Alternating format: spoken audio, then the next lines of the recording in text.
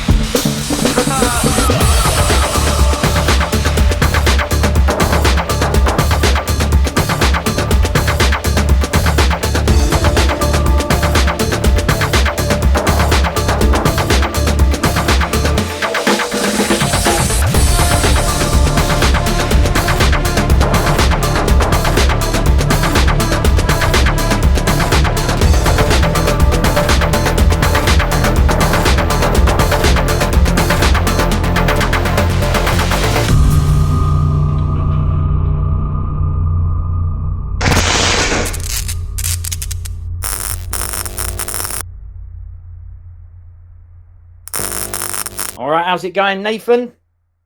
Brilliant. All good, brother. How are you doing? You all right? Yeah, I'm all right. Yeah, brilliant to see you as usual. Love it. Thanks for coming on. And this time, you asked if you could come on. You're always welcome to come on. I love it when you come on. I love the chats. I would do chats to you all day long. You know that. But thank you for wanting to come on. And today we're going to have a chat about, well, something that's quite exciting, I think. If it's exciting for me, it's definitely going to be exciting for you. We're going to be chatting about your first feature film, The Lock-In. Yep, that's right. Yeah, here we go. Yeah, I'm really excited about this whole process, and the big jump that it's going from short films into feature films. So again, this is a big transition and a kind of like a big step up for me. So I'm really excited for this whole journey, really. Well, what made you move into doing a feature film over the short films? I mean, what's the reason behind it? It could be that you go, well, I've done everything I need to do now. I've been in the sky and everything. You have done a lot of stuff, right? You've been. It's true though, right? You've done stuff in the sky, so you've done a lot of different things in this short period of time. You actually have achieved a lot. You've had all your short films on the circuit doing the rounds with all the festivals and everything, and I've seen you going around with awards. I saw the one with a horse stance, holding all the awards and everything. I mean, it was amazing. So you've achieved a lot of stuff, but I know you'd carry on doing short films. Is it just what's the reason behind jumping in? I mean, do you feel like you just told me there it's a big jump, but now because of the experience you've had, because you've obviously started shooting some stuff for it, or what made why now? I mean, you've got some good experience, that's for sure. Yeah, thanks. So I think the reason for me to move from shorts to features is one, it's just a natural progression. Like I feel like with the short films that I've made, I was able to achieve everything I set out to achieve with them. And more, to be honest. I mean, obviously, with all the awards that my film was won, I wasn't expecting them to win one, let alone as many as they have done. And I've been quite fortunate that every single short film I put out has won multiple awards. And with every single short film, I was kind of like, I guess, exploring different concepts or different elements of filmmaking. So putting the different parts of the filmmaking puzzle together over different short films. And that's kind of like a good testing ground for filmmakers. Is they make short films to test their skills, test their techniques out here, that kind of thing, really. Just to kind of like see, okay, how do I deal with dialogue? How do I deal with certain subtext? How do I deal with certain action choreography? How do I deal with certain concepts and ideas? And then once you've got, I guess, those tools, it's time to put them to the test in a feature film, really. And also the other reason is because if I'm wanting this to be a sustainable career, like for me, this is it. This is my life's passion. This is my calling. This is what I feel like is accumulation of everything I've ever learned in my entire life, all coming together. Is for me to be a filmmaker. So if I want that to pay the bills, I can't do that with short films neither, you know. So it is really it's notoriously difficult to actually make a living off of just doing short films. Right. And normally, what happens with short films is a lot of it is you apply for fund. You have to apply for funding for a lot of them. I mean, I self-financed all my own, but um, that's why all of them were like under 500 quid when I made them and things. But they were going up against films that are like typically for shorts they can be financed for anything from 10 grand to say like 50K, and these were the kind of like levels of investment I was going up against in a lot of the film festivals and things. Um, Yeah. but again, that it's difficult to get distribution on short films, and to get as in the business sense a return on investment, ROI basically. Sure. So Yeah. So if I and so invest money, I'm going to say to you, oh, no worries. Yeah, I'll help make you the short film. Here's some money. But like you said, how am I going to get a return back from that? You know, that'd yeah, be, I can imagine that'd be quite, I mean, I wouldn't have a clue. I have no clue, but you're letting me know now. Look, that's not an easy thing to guarantee someone to get money back from it. You know, how? Yeah, it makes sense. yeah.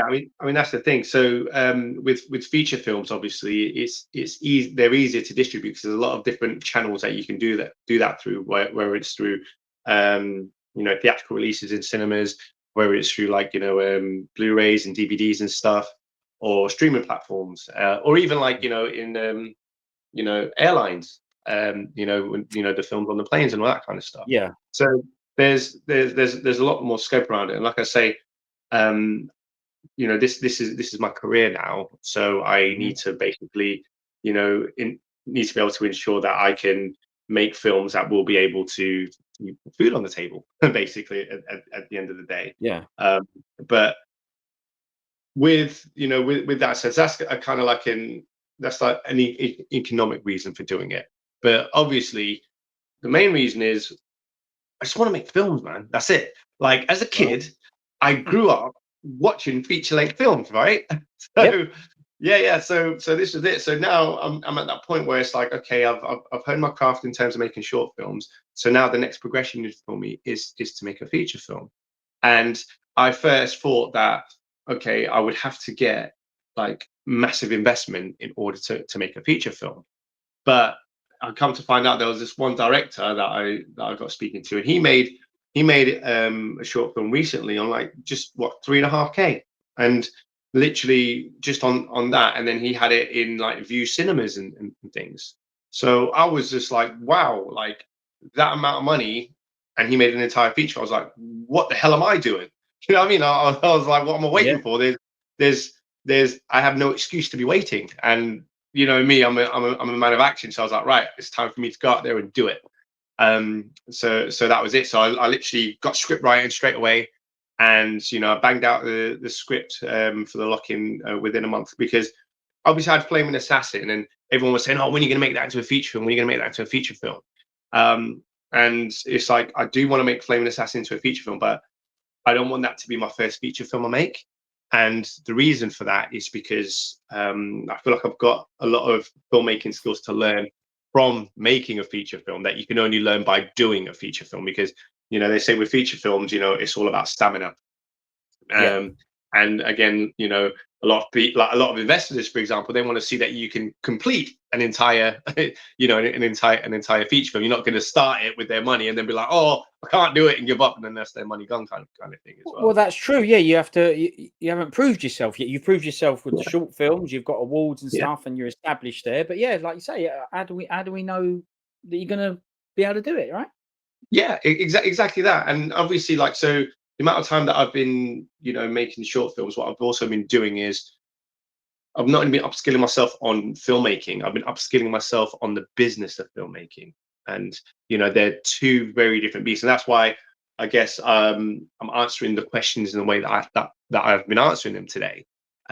It's because this is something that I can't ignore. I haven't, I'm not at the stage where I've got a big production team around me that can take care of all the business, and I can literally just focus on just being a director and just doing the art. I'm not at that Yeah. stage yet. I'm literally at the point where, okay, I'm a passionate guy. I've got a great idea for film, and basically let's just make it happen. So I'm just basically, like I say, I'm self-financing this film at the moment and things, and just trying to yeah, bring a great team together to make a great film. Yeah, but this is the best time. This is where you've cut your teeth with the short films, right? But now is the true teeth cutting version, because what you're doing here is you're doing old school kung fu Hong Kong business, right? And this is what it always comes back to the kung, right? But it's legit, this, because if you think about it, back in the days, the reason there's a golden era, the reason there's so much brilliant stuff back then, the reason it can't be recreated now while we watch a new film and go, this ain't the same, this is because these people back then were everything. They knew everything. Okay, they might not have known the whole business side of it because they were working for film studios. So they would have had people and producers taking care of that side of things. But there was a hell of a lot of things that they were involved in. So they would have been born sort of into the industry, right? So if they're going to Peking Opera School and they're learning the craft and this, that, and the other, they come out of there and then they go straight onto a film set to become stagehands, stunt men, whatever. They learn everything there, right? So they've already learned loads of skills. So physically, they have the skill to be able to do these kind of films. Because we're not, I'm not saying you don't want to do a drama, but we're talking about an action film here, right? So Yep, physically, yep. these guys, they're capable. You've done martial arts, you've grown up doing kung fu. You've told me before, it's all about the kung, right? You've kept yourself mobile, flexible with the breaking and the dancing. It all adds to it, with the fire and the rope darts and all of that, right? So that's your Peking opera as best we can do in the modern Yeah, times without being carted off for 10 years, well, and living in a school, right? So you've yep. done the best you can do with the modern version doing that. Mm. Then you've started making short films. These guys came straight onto these movie sets. What else are they going to do? What job are they going to, how are they going to earn? And some people stay stuntmen, as you know, and other people, they get involved in things. But as they're doing that, as they're on those sets, they're learning, even if they don't mean to, the amount of stuff they'll be and information they'll be absorbing, if this is what indeed they're interested in, they want to be in the industry, they'll be absorbing all of it. They'll be looking over there and they'll be like, I'll learn directing a film or choreographing something. They'll be experiencing all of that, even if they're not actually involved. They are involved, as in the feel, the see. They'll see how they set the cameras up. They'll see the lighting. They'll see how someone does makeup. As long as they're interested, they will see everything that goes on. So when it comes to, would you like to have a go? You got a pretty good face. You're pretty good at kung. How about, we put you in a film or whatever?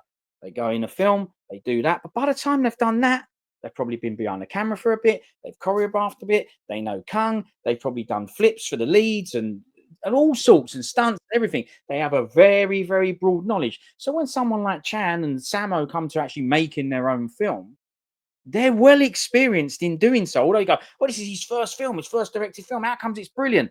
And they've honed the craft for years. And to Yep. me, you've done it. Look at what you said. You've been to all these, awards, collected these awards. You just told me you spoke to a director who financed his film on a very small budget. I think you said about $3,000 or something you said there, right? This is you honing the craft, listening, right? Sponge bloke. Whenever you go somewhere, whenever something happens, you're there, right? You just told me, I don't know if I'm getting these awards. I'm glad they've got these awards, but you turned up. Now, when you turned up to get these awards, I'm guessing that when you say went to get those awards the other day, you didn't go to get the awards. You didn't know you'd won anything. Agreed? Is that true? No, I have no idea.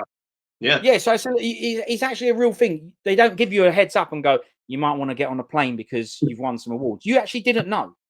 No, it's the gamble was literally like, so the reason I traveled to all these different countries and things was actually to hone my craft more so than to potentially pick up awards, because I Yeah. saw all of these, all these festivals as like networking opportunities, opportunities for me to, connect with other filmmakers and things. Even when I was on, film sets as extras and stuff, while all the other extras were busy chilling in the holding room and stuff, I'd be with the crew and I'd be like, okay, what's that piece of equipment you're using? What's your job? What's your job description exactly? Talking to the director, do you mind if I actually just sit behind and just watch with the monitor so I can see how you're taking your shots and how you do it? Talking to the director of photography, seeing why he's choosing certain shots and getting everything set up a certain way. So while all the other extras were busy just chilling, having a laugh and eating and stuff, I was in the mix with the crew, basically just trying to learn and understand as much as I could, because I knew that I wanted to take that knowledge back into my own filmmaking. And then obviously with going to both ends of the world to learn, from say like Cynthia Roth Rock, bit of mentorship from Andy Cheng to Jackie Chan's stunt team in Beijing and things. Again, Mike Moeller in Germany, going and training with him. It was all about me just Yeah. really being able to absorb as much knowledge as I could, so I could be equipped to become the best filmmaker as I can. Obviously, there's only certain things you can learn through theory, and you have to do stuff and learn on the job. But Right. that I will have to learn on the job. But everything else, I was like, okay, let me try and absorb as much as I possibly could. There you go. I mean, that's no surprise. And that's what you're doing. You're doing the old school version. And this is why a modern film won't be like it. The guy that's got the lead because he's got a load of Instagram followers, it's not their fault. That's the current Mm. version. Well, they're not going to. It's obvious why when you watch those films, because it's not just the lead, right? It's not just the person, whether Mhm. they're real at kung, whether they're capable. It's not just that. It's also all the filmmakers, the people behind it, right? When that's Mhm. happening back in the day, and Yun Wo Ping and Yun look at Chan and go, "This guy's capable. I need someone to do all these things. I know this guy's capable. Can I borrow him, please?" Look at the people that are asking to borrow him. It's not just Chan. Look at the people who Mhm. made the film. They're already very, very, highly talented, experienced people, and that's the result you get. And I just don't think you have that now.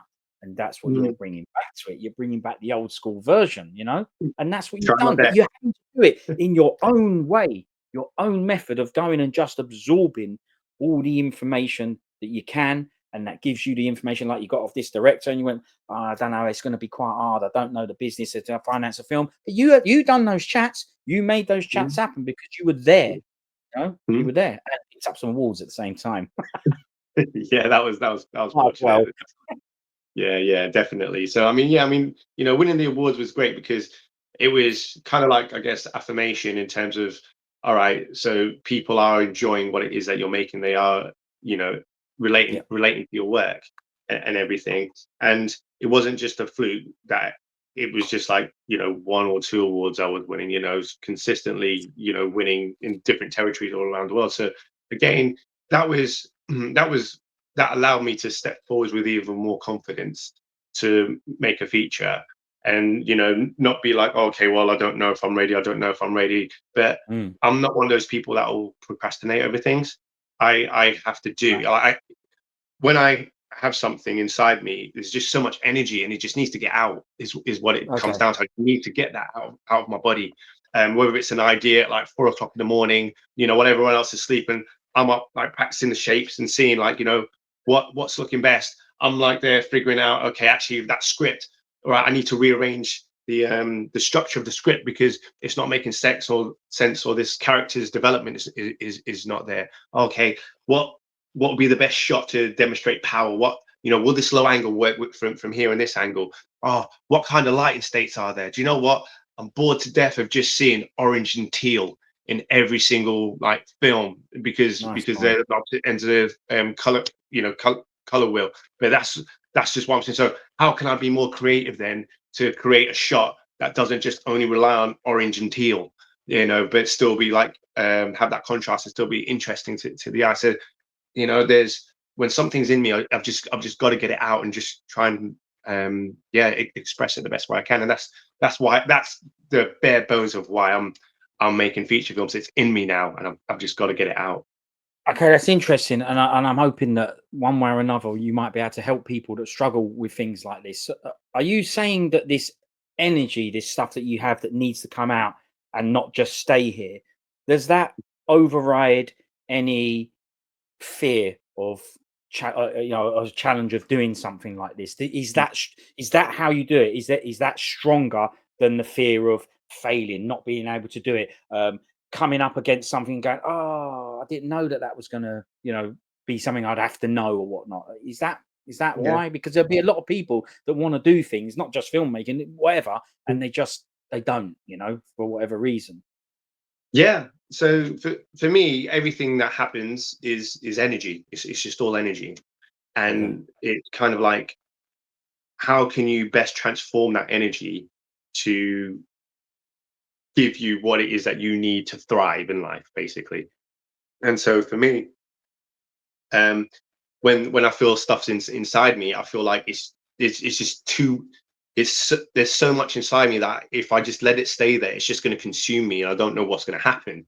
Whereas, Hmm. like, I need to express it, because for me, it's Yeah. the healthiest way to channel that energy. But I need to Okay. express it in a way that aligns with what I love and what I'm passionate about, and that is where I find comfort and safety. So in terms of risk, I mean, I know there's risk in everything I do, and um, I'm fully aware that I won't get everything right, and Mhm. that's okay. And that, I think that's the other thing. I'm not too hard on myself in that kind of context, where I'm like, do you know what? It's okay. If for whatever reason something doesn't go exactly how I want it to, it's okay. I'll find another way. And there's always another time. You can always get back up. It's kind of like when I first started out on this journey, and I'm reaching out to filmmakers and people. For every yes I had, I probably had about 100, 200 no's. And if I Okay. literally just latched onto the no, Yeah. then I would just be like, oh, okay, and I wouldn't do anything. But Hmm. it was like, no, it was like what was inside me was just so powerful that I was just like, it doesn't matter that they said no. It just means that we're just not on the same page, or they just don't have the same time. I can't take it Yeah. personally, Yeah, because you don't. this is Yeah, not yeah, their you're journey. very, very good at that. You're very good at not taking these things personally. That's a I mean, it's obviously a natural thing for you, but we've chatted about other things that are nothing to do with this, outside of this, and you're very good at separating those things and going, all right, well, that's just that.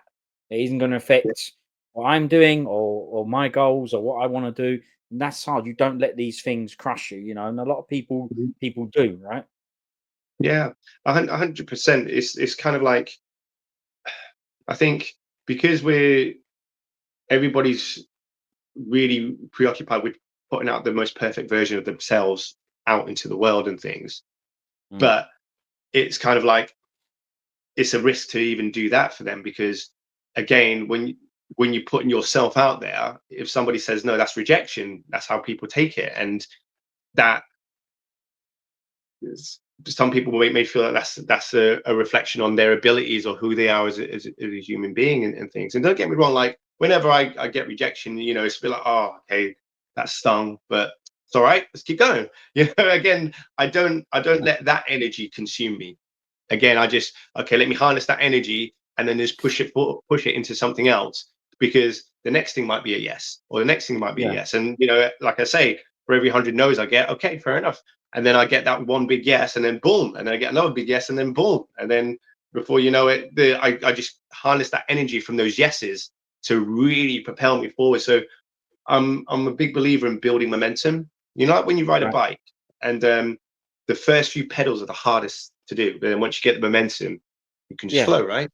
Yeah. So for me, with how I harness energy and how I deal with energy, it's very much a case of, even if it's the smallest victory, the smallest positive thing. Oh yeah, you know what? That's a great angle to use. Actually, yeah, that's wicked. Oh yeah, I'm really happy. And I'll give myself like love and respect for that, because what that does is that's energy then that I can then use as a catalyst to propel me forwards for the next thing, and the next thing, and the next thing. Hmm. Because I think as well, like, as a society, we're actually almost like programmed to not have self-love, and not appreciate what it is that you do, because we're too scared of it being come across as being arrogant, confidence and arrogance and stuff. But Yeah. how I define the two, it's very much like, if you it's okay to, like, kind of like say, you know what, I love myself. I did a great job. It was great what I did. I'm happy with what I done. For me, that's confidence. When I start going, oh no, I'm better than you, or you're no good, yeah, that's arrogance. Right. And so Yeah. Yeah. that's how I differentiate the two. So Okay. whenever I have, like I say, the smallest victory, I celebrate that, and I utilize that, and I feel like that. When you've done something good, you feel a bit boosted, right? So I Yeah. Of use that course. boost and then I just put that straight into another task that I want to do with with regards to fulfilling my passion, and that's how I keep the momentum going, really. Brilliant. I mean, absolutely brilliant advice. Just soldier on, focus on the positive, build on momentum. I mean, this is brilliant. Can I ask, when did you feel the confidence to go all in, to come out of, I don't know if you've even ever had a normal job, I'm sure you have, but to come yeah, I don't know, to come out of normal distraction 9 to 5 employment and go, yeah, I don't want to do that, I want to do this. Did that happen? Did you have a normal and you jump out? Because I know you've been doing a lot of what you like and what you've wanted Yeah. to do Hmm. and expressing yourself for a long time, by Yeah. the sounds of it. Um, Mhm. but was there a moment where you went, look, it don't matter. Let's just say you did come out. I'm never going Mhm. back in. This is it. Yeah. You're telling me Mhm. now. You've already told me this is it. This is what I want to do. Mhm. Um, but do you remember the time when you had the confidence to go, no more normals, no more normal jobs, no 9 to 5s? That stuff's going to hold me back. Yeah. Well, so the only normal job I've really had was when I was at uni in college, burger flipping at McDonald's, and that was it.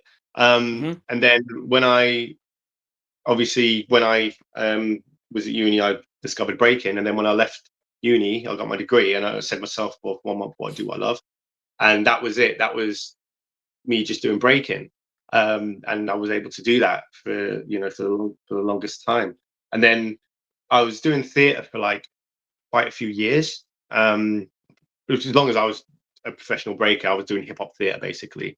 Um, but then I had some really kind of like traumatic experiences, probably in the last like couple of years um, to kind of like, it was like fate was telling me you don't need to be doing theatre. Like we've been like, because I'd had little like roles as like stunt doubles in Bollywood films and stuff like that before, just peppered here or there and stuff.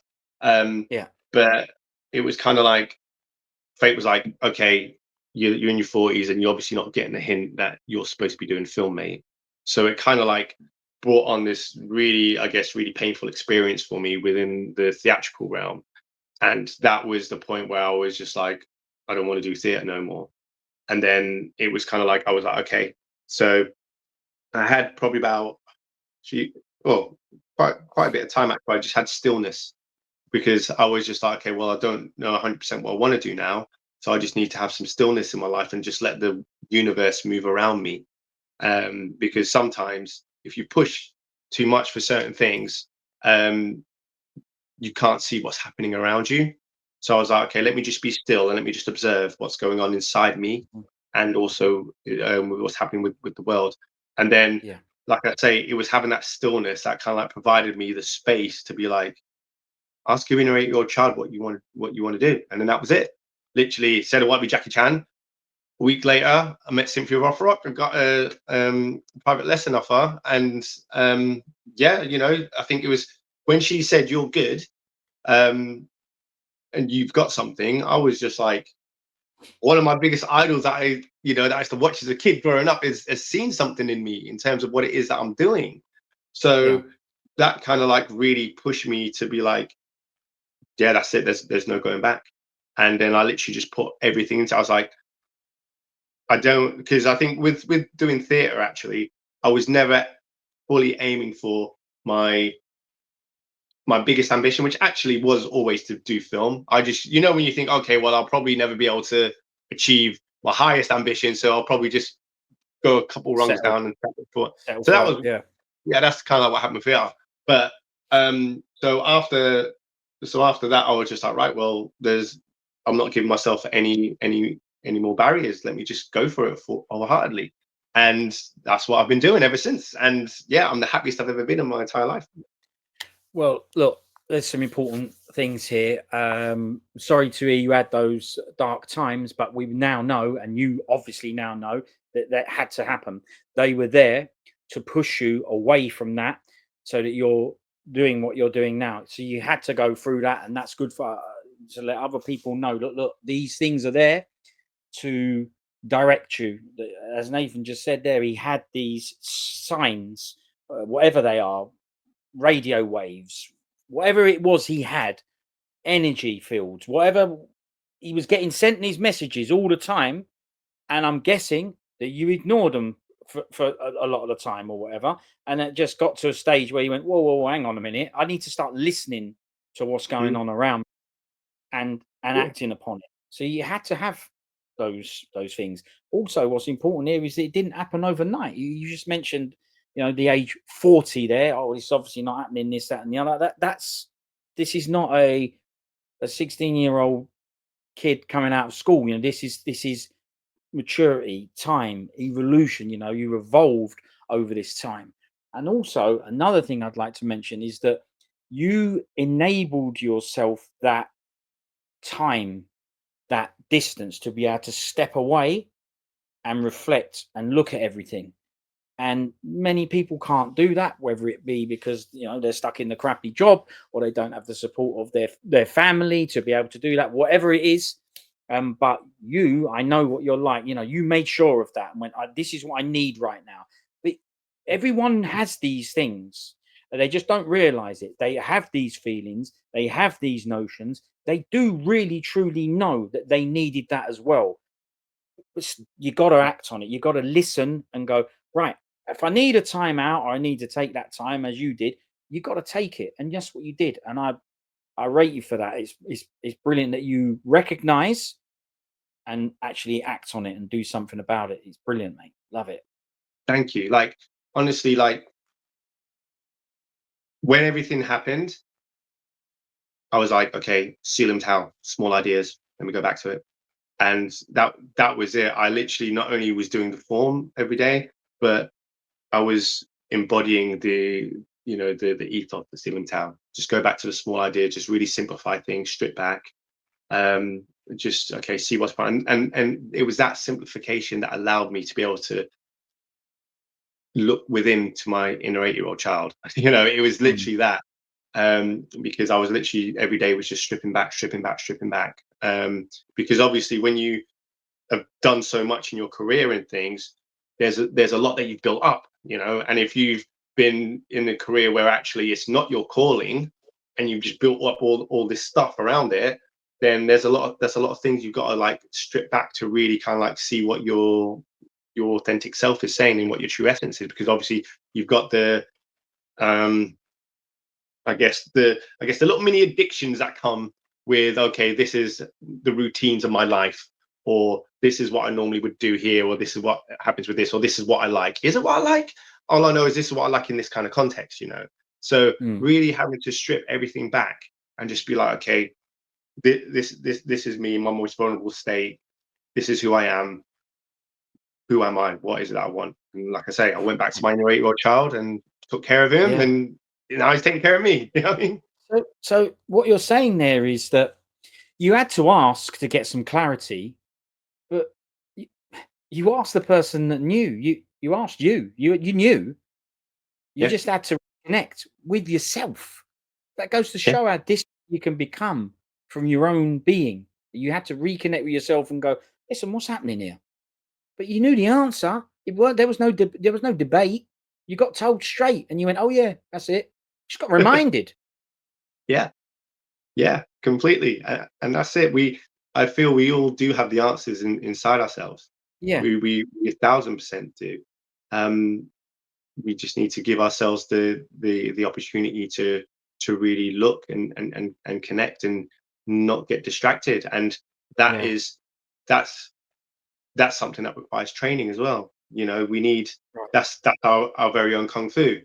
yeah, In terms of our emotional kung fu, we have to yeah, really train ourselves to understand, okay, right, what is it that I really need? Oh, all right, okay, I'm going back into old habits. No, okay, let me stop that and let me recognize that actually this old habit is attached to this rather than this is who I am.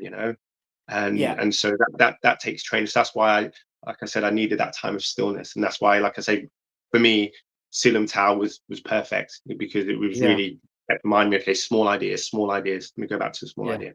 Fantastic. I mean, yeah, back to the Kung, right? It's all about the Kung. It doesn't have to Yep. be the Kung, but for you, it is, right? And Hmm. what you're referring to there is the first form of Wing Chun, right? The, Yep. the most basic, the one that's simple, and I mean, I can't remember how many moves is it. It's not very many moves, is it? It's only a No, no. small amount of moves, a very Yeah, short, handful. Yeah, yeah. simple Mhm. form. But you're saying, yeah, you just strip it back, go back to basics, and you understood that from doing martial arts that that was the most important thing, that first basic stripping it back. And it is important to recognize those things. People will have it, doesn't have to be in martial arts, they can have it with other things that resonate Mhm. with them for those. But it's like me and my brother at the moment, we're trying to do things that we like to do, and whatever you want to call it, be more creative or do the things that we like and whatnot. But as we've discussed here, these things aren't always they ain't financially good for you, right? Mhm. We're not the type of guys that are. I never have been driven by money. It's never been the most important thing. Um, but it still knocks at the door, and I've got the normal whatever the business, and that's the way that you generate the income to pay the bills. But it becomes less and less important when you start to discover and find things that you truly like or truly love. But when I say discover, we always knew, right? You just had to ask, or or sometimes you stumble upon it, right? You do something not knowing it's going to be that, and then you a bit of luck. It's always a sprinkling, a bit of luck or whatever, and you sort of Mhm. trip over it and go, "Hang on a minute, that felt pretty good. Oh, maybe I'm all right at that." Whatever it is, you have to be confident. As you said, it's not about arrogance. It's about recognizing and understanding that, yeah, I think most probably I might be all right at that, and leaning Mhm. into it a bit. Yeah, yeah. Then you have to go through the thing of, yeah, I know, but can it make you money? Can it pay the bills? Right? We've all got the bills coming through the door, and they still need paying. Mm. As a matter of fact, the bills are even worse than ever. They're terrible at the moment, Yeah. and it's a big pressure to try and continue to do these things that are paying you in a currency that it's not indescribable, but it's a currency that isn't monetary. It's an Mhm. energy currency that is way better than and way more important than this paper money or whatever. This currency that it creates is an incredible feeling that you can't replace, and obviously you want more of it. And it also gives you that confidence to go, no, this is right, even though the world is telling me it's not, because it doesn't give you this, which is what you've been trained to do. You've been trained to go out and earn this money to give it back away to you know who, right? That's what we've been trained to do, and it's very mm, no, it is quite difficult, especially when you run out of money, right? It's very Yeah. difficult to slip back into those ways, to the old Mhm. ways, as you just said yourself. Yeah. Slipping back into those ways, you're back in, and you just have to Mhm. say to yourself, "Listen, I was there. I know what it's like in that pit." And might maybe sometimes, like a friend of ours, in his opinion, he's had to do it. He's had to slip back in. He knows whenever he wants, he's got the gift of the gab and whatever, he can go and make money, right? He can go and work for a Mhm. company, sell whatever product they've got, and he can get some commission stuff and he can make money. It's not my thing. I can't do that, but he can. And he can pretty Mhm. much switch that on. He's got contacts and everything. He can switch that on quick, as in, I've run out of money. I need to do it. I really don't want to, but I'm going to have to do it. And he goes and does it for a bit, but he Mhm. don't want to. And Mhm. I understand why he does do it, and at least he has the ability to do it. But it's like, yeah, but you're slipping back in, and I Mhm. know you don't want to slip back in, but man, I'm pushing it. I'm not going to deny it. I'm really Mhm. pushing it. I don't think it's scary, because I know I want to do what I want to do, and I know what it gives me back. But you do have to be careful of the things around you, the people around you, and the other things around you, and how much the things that you do can affect others as much as they're making you happy. And I can see how happy you are, and the things that I tend to get involved with now, they make me really, really happy. So I have to be careful and go, well, I don't want to get rid of that. But in doing these things, if the people around you aren't in it as well, and they're trapped in the nitty Mhm. gritty, the crappy grind, yeah, Mhm. that don't feel the same about it as you, and you're a little bit disconnected from them. You know, Mhm. it's not that they're wrong and I'm right. I just know what's right for me. But it's Yeah. difficult to not slip back because you know what I mean. I'm pushing it, man. Well, I'm pushing it to the limit here. You know what I yeah. mean? Yeah, but that's the thing, isn't it? It's kind of like, there's a couple of things you touched on. I think, um, the first thing is kind of like, yeah, you can achieve enlightenment, for example, but you're still in this world that, and you're still around, a lot of people that maybe haven't achieved enlightenment. And I'm not saying we've achieved enlightenment or anything. I'm just saying as an example, once one becomes enlightened, they're still in the same world. Yeah, They're not very good point. transported Yeah, in a no, different you're world. right. They're still, and also just because one becomes enlightened doesn't mean they stay enlightened. Mhm. Um, because again, Yeah, life can, find its way back. And sure. this is the thing: it ebbs and flows. Life, Mhm. life is ebbs and flows. And in terms of the energy that you were talking about, that's beyond money and things like that. Mm, The mm. the feeling, I would liken it to how you feel when you watch an incredible kung fu film. Yes. Basically, for all the kung fans out there, you know what feeling that gives you. That's that feeling that Yeah, money can't buy, right? yeah, Um, yeah. so yeah, there's that feeling in connection. I think obviously for my journey, I've always been a firm believer in that the more energy you put into something, the more you get out of it. Um, but it just may not be on the timeline that you expect it. You know. Mm, Um, because if you only ever do a 9 to 5, you're only ever going to get 9 to 5 opportunities, and sure. that's Yes. and that's as simple as it is, really. So Yeah. if you are a person that wants to go out and do what you love, I would recommend to anybody that you pour as much energy as you can into what you love.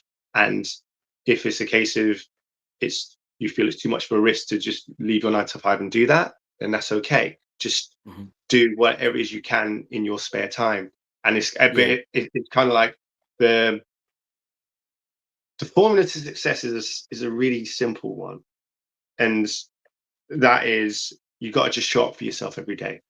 And what I mean by that is, so for example, like people like Karen and everybody, while everybody else was sleeping, they were busy working on stuff, and that's what it comes down to. So it's kind of like, okay, if there's only so many hours in a day, and your 9 to 5 takes up this amount of time, and then you've got X time to do other stuff, then you need to focus that extra time into whatever it is that you love. And that may be a sacrifice for a certain amount of sleep for a certain amount of time, or you find a Yeah. way to rejuvenate your energy, you know, Right. and Yeah.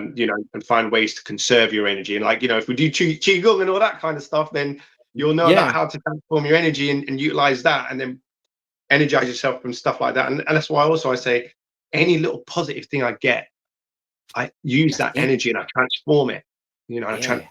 I transform it because, like I Yeah. say, if there are certain things that I have to do that I feel okay, right, this isn't on my path, but it's a necessity I need to do, for example, to pay the bills, then it's like, Mm. okay, I'll do that. But even any win I take within that kind of context, I save that and I utilize that as a catalyst to energize me for, okay, right, so now I've now got time to do what I love. Let me put all my heart and soul into it, and Yeah. then let me energize myself as much as I can off of that. And that's just how I do it. So there's Amazing. like I said, there's many a times when I will be up till 4 a.m. There's many a times when I'll be asleep at 8 because I've been knackered. But again, Yeah. it's just a case of just I understand when I can, I put that energy into going above and beyond. I'm not just like, okay, well, I could do this, or I could just watch TV, or I could, like, for example, like there's a lot of films that I could be watching, but right now all my heart and soul is going into this film. And like people ask, well, have you seen this one? Have you seen that film? And I'm just like, oh, not right now. Not yet, because I've got to focus on this film. Yeah. So all my energy is going into that. Obviously, over the Christmas period, I'm giving myself some time off because again, I need to rest. But again, I can catch up on stuff then. But for the most part, everything is just going into this. I'm just eat, sleep, live, and breathe in this right now. See, that the interesting thing there is you're talking about energy, and most people will equate that to I've been at work and I'm tired and I need to go to sleep, so I can't do that thing I want to do because I'm back in a bed, and then I'm back again, wake in the morning doing the same thing. And to me that seems to be by design, whether it is or not. That's what it feels like. And Mhm. it's an important thing you picked up on there. It's the word energy and what you associate with. But yours wasn't just about being tired and having a lack of energy. We're talking about where you get your energy from, and these little positive things or these things that come on. You use that as like a little pipette and go another little drop of magic dust. That's Yes. the energy. Yeah, it's not. It's not. Yeah, but I need to have a bit of sleep. Of course, we need rest and recuperation. Mhm. Of course, it is. But energy ain't just about I'm tired, I need to have a rest. It's where you get the source of energy from. And so it's important there what you said there, that you get it from all these different places, and you treat it as such rather than just go, oh, that was nice and that's it. No, no, no. You take that and go, that's the energy, and now I can use that energy, harness it, and use it to do the things that I love doing. Amazing Yeah, advice. yeah, 100%. And the other thing is as well, like, again, our bodies can be trained to do incredible things, stuff that we never, well, so can our minds, so can our spirit. And so we can train our bodies to function on, less sleep. Like, and a prime example of that is when you have a child and then you're sleep deprived, but you still manage to go to work. You're used to X amount of hours sleep and rest, but all of a sudden you find the energy to, not only go to work, be a parent, but also to be a fun parent with your child and have fun, when really all you want to do is fall asleep. But you train your body to be able to push through and do those things, right? Mm, So we have it in us to be able to do that. And also, like, I think I heard somewhere before that when you're tired, your brain functions a bit differently. Like, you open up different parts of your brain and things. okay. So um it makes sense that a lot of the geniuses or a lot of the people that we hold in great revere are up till stupid o'clock in the morning doing Mm, stuff and coming up with magical stuff that other people aren't, because they're yeah. accessing different parts of their brain. I mean, like, there's a Korean breaking crew that I used to train with, called Morning of the Owl, and they went on to be like world champion breakers. And these cats, they would train from 8:30 at night till 8 o'clock in the morning, and because that was because they had other 9 to 5s. So that was the only time to get scared. And then so when I worked with my theatre company, we worked to like 8:30 at night till like about 4:30 in the morning. It wasn't quite as intense as those cats, because you know not everybody was on it like me, but I was just like, okay, Yeah. we got some incredible stuff made, and we got really successful, and I believe it's actually because we went through that kind of like hardship and we trained our bodies to do that. I mean, we have some incredible Mm, memories from those times. But I remember when we kind of like got really successful, and then we were like, okay, right, we've made it. All of a sudden, because we were rehearsing in spaces where it was like there were six of us, and we were rehearsing in really tiny, like, our mate's dance studio had a really low ceiling and stuff, and it was like we were like sardines basically in this place. mm, And then when we made it, we got given this big plush dance studios with massive ceilings and everything, and we were like, yeah. oh, this is all right, isn't it? Yeah, Yeah. we've made it. And we Hmm. made our worst work ever. That's Right. it. Like, we literally Yeah. flopped because that hunger wasn't there, that energy. We didn't have to, you know, access that part of our brain anymore. We could just, again, I guess, rest on our laurels. So Yeah.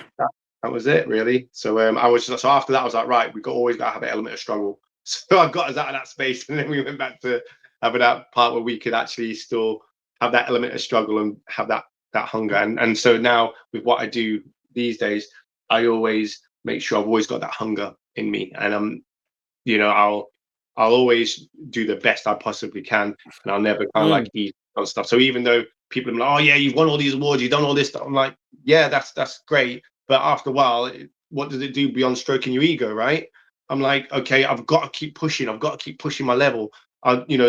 This is not my finished product. I've got to keep going beyond. So even though, like, my first feature that comes out, I hope that's going to be my worst feature, you know, in Yeah, I'm terms of saying, what I yeah. mean by that is I want to just keep leveling up all the time and just keep going and going and going. Obviously, I want my first feature to come at a decent level, but I want to just keep going and leveling up and leveling up and leveling up, because I don't ever want to just relax and just be like, okay, yeah, okay, I've made my feature, yeah, it's cool, or it's all good. Nah, man, I want Mm, to be that person that's like, mm. let's keep going, keep going, let's keep going.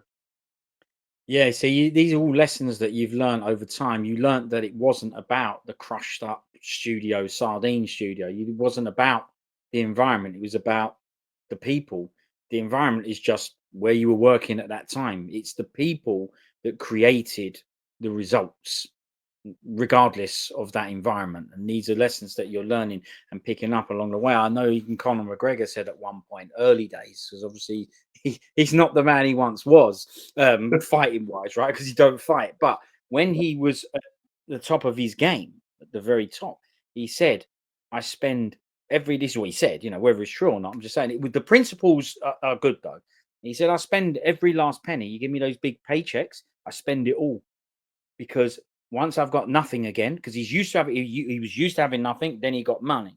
So he went, now obviously when he got loads of money, I guess he run out of things to spend it on, right? But at a certain level, he said, give me that paycheck, I spend every single penny of it, because it keeps me hungry. Because I go, well, hang on a minute, if I want that again, I've got to go and train, I've got to go and win. And so he just Mm, said, that's what I did every time. So he's no, I've blown that check. Yeah.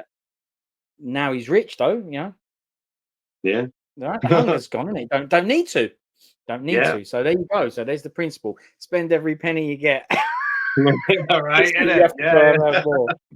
But yeah, he Yeah. had the ability to earn loads. But yeah, the principles are still stand. Now, Mhm. let's get back onto the lock-in, right? Yeah. I want to ask Yeah. you some questions about it. Do you think that if this had happened some time ago, I don't know, because I don't remember when all these streaming and different platforms came into existence, but let's just say we go Mhm. back to a time when there was no such thing. There's just cinema and Yeah. TV, normal television, and when the films get played on there, DVDs, videos, and stuff like that. Do you think that now is a good, better, easier, more suitable time to be doing something like this? Because the world has changed so much with all this, whatever, you know, streaming Mm. platforms and whatnot. The ability to be able to make something and get it seen, you kind of can. You have. It feels like you've got a better chance of self-managing, like you're doing, and getting it out there. Do you think that it's a good time to be doing something like this? And if it was, and I know what you're like. I know you would still be doing it and soldiering ahead because it's in there. But Mhm. you know, what's your thoughts on what it used to be like and what it's like now to be able to make stuff? Well, Because if it's that easy, everyone would be doing it, and they ain't, right? yeah. So, Yeah, like I think it is easier now. Um, but like, and I guess the reason I say that is because, like I said, my ultimate ambition, if I was to put my hand on my heart, was to make films, but I didn't pursue that, right? mm, And I guess it's kind of like that closed door kung fu kind of thing, where it's kind of like I didn't know what the pathway to do that was. I didn't know how to do that, and like maybe that just said something to my character back then in terms of, right, well, I'm not sure how I would go about this. I don't have any friends in the industry. I'm not sure about going to other places, or I don't know how I would do it. So okay, what yeah, else? Okay, well, I know theatre is a bit more reach. I can go for theatre. So I think nowadays, obviously, with the power of the internet, it's been really easy to get information. Really easy to connect with people and network with mm, people, via social mm. media. I mean, we wouldn't have met if it weren't for social media. You know what I mean, Yeah, yeah, yeah. but, True enough. so I think those things, they have been great tools for acquiring and sharing knowledge. And I feel, in terms of the platforms that's available, there is a way now for any person, if they want it bad enough, to make a film and get it seen by people. Obviously, there's certain platforms that are still have gatekeepers, but there's other platforms that don't, and you can just put them on there. Like you could just put your stuff on YouTube if you wanted to, and Well, it'd good point. be There you go. some. There's a perfect example. Absolutely right. Yeah. Yeah. You could Yeah, just launch it on there if you wanted to. Yeah. Yeah. yeah, exactly. Eyes on it. So I think there is there is a scope, definitely a bigger scope for people than there was back in the day, because obviously if we go way back when we just had like 3 or 4 channels, and it was very much it was we everybody was at the mercy of the programmers in terms of what was seen, you know. Yeah. Mm, So that was it. I mean, even with us, we could only see Kung Fu late night channel 4 at certain times of the year. sure. Um, Yeah. so but now you can just go onto a streaming platform and you got your fingertips 24/7. Yeah.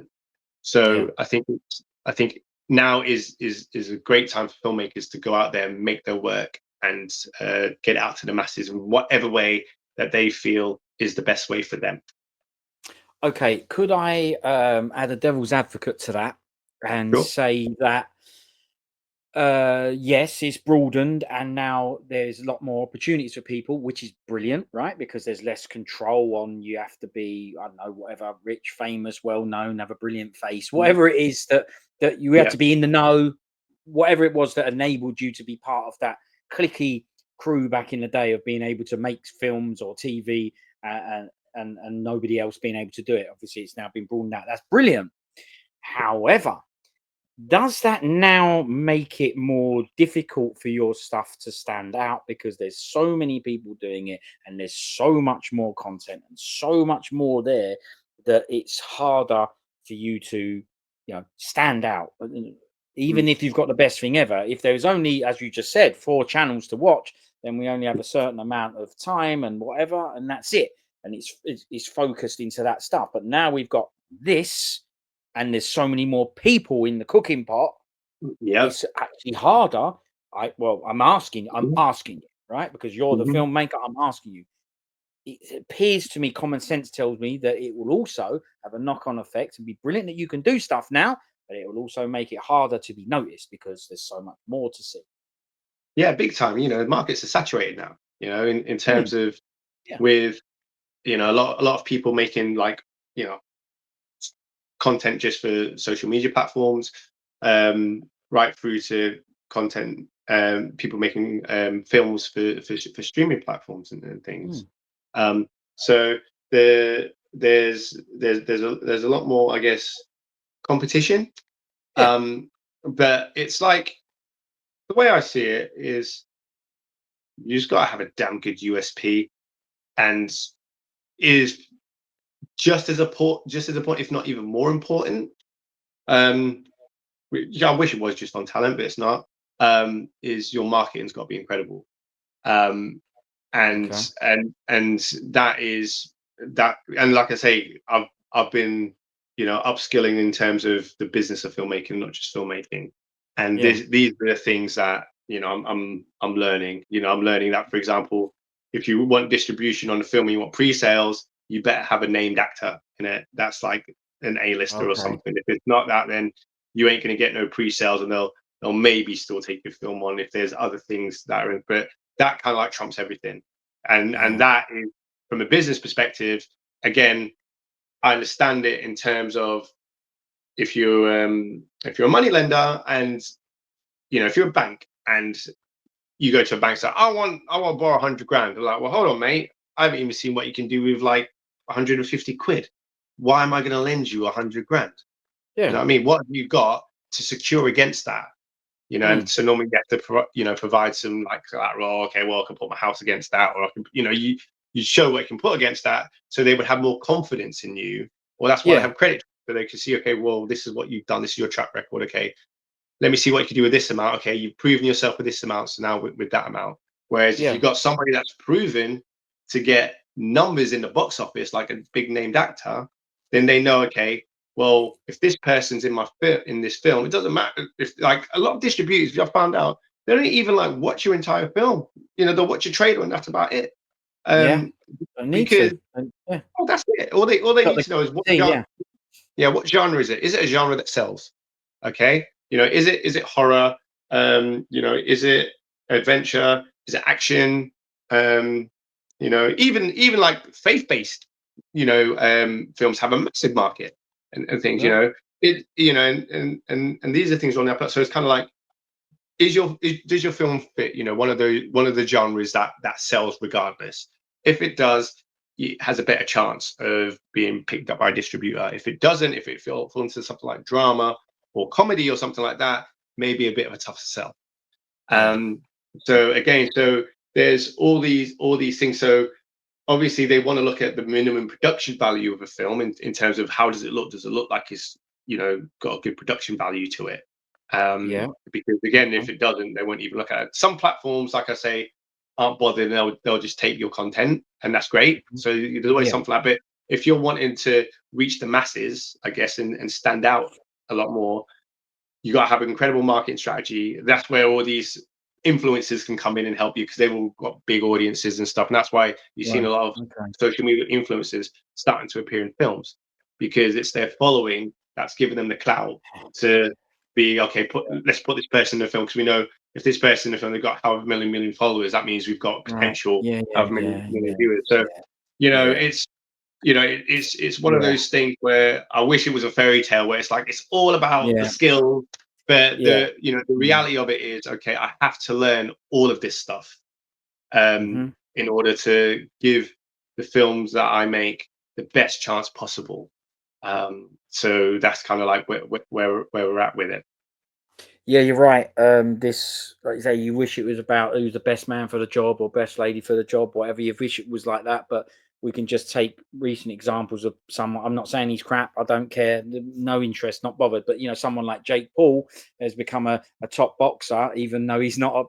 Well, even listen, fair Mhm. play to the bloke. He's made himself a boxer. But as you just said there, the people appearing in films and this, that, and because they bring that audience, that following with them. He's become a big name in a sport that a lot of people would say, well, he's got no business here. He ain't trained since he was a kid and grown up boxing. He hasn't been through the ranks and whatever. But look, he's now one of the biggest names in boxing because of the other thing he has attached to him. So yeah, Yeah. you're right there. That has become a very important thing. But as you said as well, the attachment to these films, you need a selling point, and often it can be a simple thing like say the actor. And I totally get that. Thomas Mhm. Millian was always famous for that. The Cuban actor that was in all this Italian stuff, all those films I love. They always said this guy, as long as he is in it, they know for a fact, regardless of the film, whether it's good or whatever, 100% it will be successful. He became that guy because he's in it. So he ended up taking advantage of that. And any time that he needed something doing, he would, a bit diva-ish, if you like, would go, yeah, well, I want it like this. And I'd go, no, Mhm. yeah, but it's not like that. Say a bit in a script. He'd go, that sounds crap. It should be this. And I go, yeah, I know, but you're not the script bloke. You're just the actor. And he'd go, yeah, yeah, but it's Millian, right? It's Thomas Millian. And they'd say, yeah, fair enough. Change it. But you know what? The films that he's in, they're all brilliant. He's always brilliant. The guy is something else. He's out of this world, in my opinion. I watch this guy, and I love this that he became that successful because he's brilliant, genuinely. And that Mhm. means that he could put that brilliance into these films in little doses. So these brilliant lines that he changed, these bits of script that nobody else would have been able to do, they're there, and we Mhm. get to see the genius because not because he's trusted, because he has the power to go, well, I'll walk off then, right? I'll Mhm. go then. They go, no, no, no, no, no, no, no. We want the money. We know you're the man. You're the guy. Don't worry about it. So all these weird Mhm. and wonderful things like hunchback costumes and stuff, and picking his own guy to dub him. He said, Mhm. every time I'm dubbed, same bloke. Every single film that a European will see with me in, that's in English, same bloke every time. These demands that he put on these things, they were not okay. I know the people that work with him say it's diva-ish and he was hard to work with and this, that, and the other. The results speak for themselves. He Yeah. knew that quality. He was just in that privileged position, which he created, obviously, through being brilliant. Mhm. He was in that position where he's able to command those things and say, I want these standards. I would not say this. This character wouldn't say this. This is what he'd say. he wouldn't speak like this. He wouldn't speak in this accent. He wouldn't say that kind of thing. This wouldn't happen. All these changes that he commanded made these films brilliant. He's the best. That's a rare thing to have with that much control. I'm telling you now, in my opinion, based on what I'm viewing, he never abused it. He just knew what would make it the best. So but well, you know, I love that, man. The best, mate. Yeah, Thomas Millian, man, what a brilliant bloke. Just the best bloke ever. Brilliant. All these characters, mate. Every time you see a film, you go, you know what I mean? You know he's in it. He ain't just done what he's told. You know he's put something in it of himself. Wicked. And it's not, it must have been brilliant for him because, well, he had a lot to offer. So anyway, there you go. It's Thomas Millian. Now, speaking of Thomas Millian and scripts and stuff like that, you mentioned earlier Lock-In. Oh yeah, I'm going to make a feature film. So just give me a minute. I'm just going to go and write a script. Now, come on. What's happening here? Now, I don't know what script is, but I would never, a script writer, that is a job. I would never know how to write a script, or would I know how to write a script? I have no idea. So you tell me, what is a script? What is a script writer? How comes you can do it? Do you have experience of doing it? Or do you just go, well, I know what I want this film to be. But if you were going to then sell it or show it to someone, would you have to have it in a certain format for them to go, oh, I'm not even going to read this because this is not what a script looks like? Do you care? Because you might not care. You might go, I don't care. This is me. I'm the person. I'm showing the script to me. So I don't care the format it's in. I'm just interested in this stuff. Tell me about that. Yeah. So obviously, we're doing theatre. I was used to dialogue and text and scripts and stuff like that. But that's from like a theatrical kind of context. And then when it comes to filmmaking, even with the short films, it was like I remember I'd written the script and this guy turned around and said to me, "Yeah, but that's not in the right format." And I was just like, "Well, there needs to be a certain format for it." I was like, "Oh, boy, you have a person's name, their lines, and that was it, and a little bit of action in terms of what's going on." Right, okay. So then I was like, right, whatever, dude. So brilliant, no, because I know that you want to learn. I know you had an open mind when you said it. I know it. I know you did. You're like, but it's brilliant. Your face. You know what my open mind was? My open mind was, all right, then, mother. I'm gonna go and find out what this damn script writing format is and do this shit. And that's what I did. Did you though? Did you actually go and check it out and say, 100%. 100%. Like, because again, because obviously when somebody says, "Oh yeah, you shouldn't be done like this," I'm always thinking, "Oh, okay." So there's a gap in my knowledge there, or they're bringing something to my attention. So I'm like, okay, well, how has it historically been done? And then I'll look at it, and then if there's a way for me to, I guess, flip the script, then I'll do it my own way. But if it's something where actually the industry will only accept it as a certain way, or they won't even look at it, then I was like, okay, right, fair dues, I have to adhere to that. And so when it was my own stuff, I could write how I want. But when it, and I would write how I want. And then obviously when it comes to films that I'm writing to try and get like investment for, so obviously Flaming Assassin that script's already done. And it's funny because when I wrote Flaming Assassin, I short wrote version, it. You mean Flaming Assassin, the product we see today? Both. So the short version, okay. I wrote it, and then I had a team of script writers to help refine the script on the first version. So again, I was like, I'm always going to people that know more than me and things to help me out with stuff. So then when it came to writing the feature of Flaming Assassin, I was like, okay, let me make sure it's as much as it possibly can be formatted in the right way. Now, I just did it on kind of like a Google document. So, and that's fine. That's fine. You can do it like that. But the amount of time it takes to make sure all the spacing is right, everything's on the right line, all that font is it's just so much time. And then if you mess something up, and you have to go back and tabbing and all that, like it was just so much. And then when I found out there's a script writing software, so basically what happened was it was like they were saying, "Oh yeah, you should get some professional script writing software." And then at one of the film festivals, it was Austin Action Film Festival, when my film won best short film there. Yeah. One of the prizes they gave me was professional script writing software. So Really? yeah, right. Brilliant.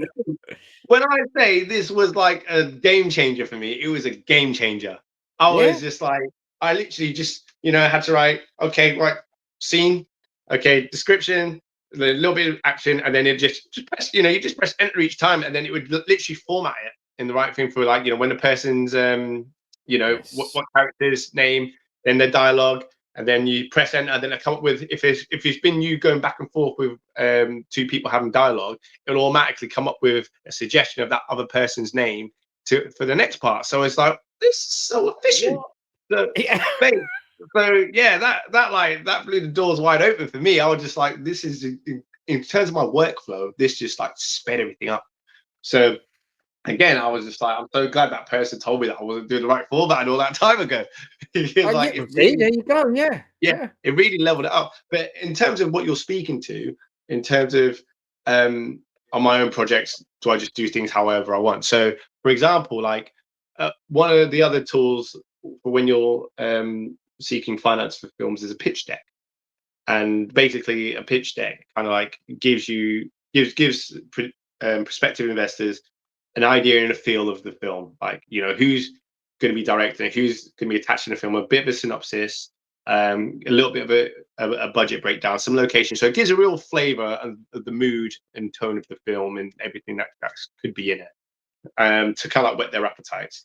So Okay. my DOP, he actually asked me It's like all today. the He was like, ingredients you would need to sort of pitch a film to someone. They would yeah, need to know this, and this. Yeah, quite interesting because how yeah, would yeah, you yeah, know? Yeah. Okay. right, okay. So again, I've done loads of research on pitch decks when I was getting Yeah. stuff together for Flaming Assassin. But obviously, with this film, the lock-in, because I was financing it myself, I didn't need to do a pitch deck. I was just like, I'm the financer. So what happened was, like, my DOP today, he Attention to asked me, you. he Yeah. goes, yeah, he goes, Brought your he picture asked me to today, you. he goes, have you got a pitch deck for this? I was like, no, I got a pitch deck because I'd already convinced myself that I'm making this film. Yes. Brilliant.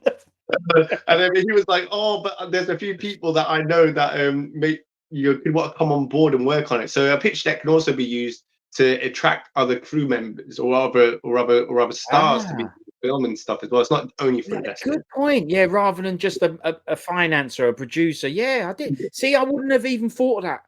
It might Mm-hmm. make an Yeah, actor or a stunt bloke or I don't know, a yeah, costume designer or someone go, "Oh yeah, I'd yeah, like to be involved." Yeah, yeah, I didn't think of that. It's so obvious, really, but yeah. Because yeah, what can happen is somebody can look at the pitch deck and they can say, "Oh, such and such is working on this film. Oh, I really like their work," or "I've always wanted to work with them. Oh, yeah, it'd be great to get on mm, this project with them and stuff like yeah, that." So yeah, so I was just like, all right, so you've got a few people you wanna ask, and he was like, yeah. So can you do me a pitch deck? And I was like, oh, and it's another task, man.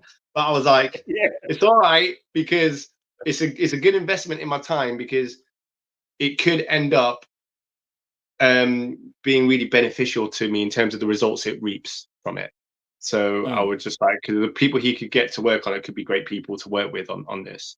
So and it yeah, could make the whole flow and efficiency of the film a lot better. So yeah. it basically it'd mean that I could have like a bigger crew, which I was like, Okay. okay, cool, right. So yeah, so I banged one out today and sent it to him. What you didn't need So no software? no, just like Just made that one up. Yeah. no, I just use like so to make my pitch decks, I use a kind of like what is it like um what's it called, like the Adobe Acrobat kind of stuff, like like to make like PDFs and things like that. So Yep. yeah, just use that. Just have a couple of nice images to entice people in and stuff, and then Mm, all the information you need, and Bob's your uncle. brilliant. Boom. Amazing. That's brilliant. So what do we think about this script writing software? I know you just told me it was brilliant. It's a big game changer and all that. But what about an old-fashioned traditional bloke working on the black and white films? He never had this. No, you Is didn't. there some lost arts again? Are we getting lost arts again? Is that happening? Yeah. Well, again, I think it's a time thing. I think once I mean, like I said, I'm glad I went through those hardships in terms of having to, because again, I appreciate how efficient everything is now. Hmm. But again, and like obviously not having the luxury of time and resource. I mean, like for example, like a lot of script writers, you can spend like months or even years on a script. Yeah. Whereas with me, I was like, okay, I want to be really efficient with the lock-in. So like I say, even though, for example, like I banged out the first draft of the script within a month, I'm still tweaking the script today. Just finished tweaking the last draft today. Okay. So it's still an ongoing process. And that's the thing. Like as because the other thing, if they're banging it out on a typewriter and stuff, and then they make a mistake, what's going to happen? They're going to have to use Tipex. It's going to be a bit of a frustrating time. Oh, Uh, mate. I don't so yeah, know. I mean, I'm, I'm if glad you're to do not it. using it, yeah. The thing is, though, right? If you go, no, I'm gonna be, well, you're everything, right? So you can't just go.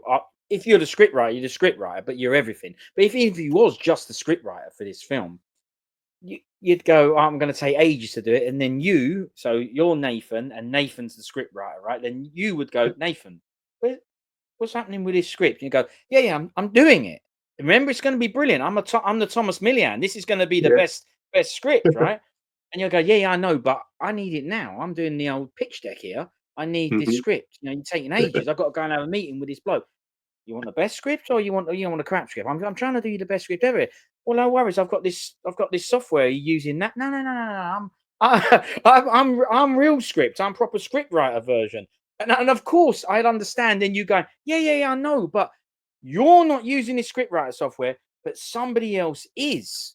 So you're going to take ages, and we're going to get probably a better result with the script writing software. Yeah. So that's what you'd be telling yourself off, wouldn't you? Go, look, if you've got Mhm. the tool, which you did have because you got it as a prize, Mhm. Yeah. then you Very should fortunate. really be using it. Yeah, exactly. And I don't know. You just ain't got time to be the script, even though you are the script writer. Do you know what I mean? You ain't got time to Yeah. just have that your craft. But I always not feel sorry, but I always think to myself, yeah, I know, but what about a bloke who he's made his craft like a cab driver?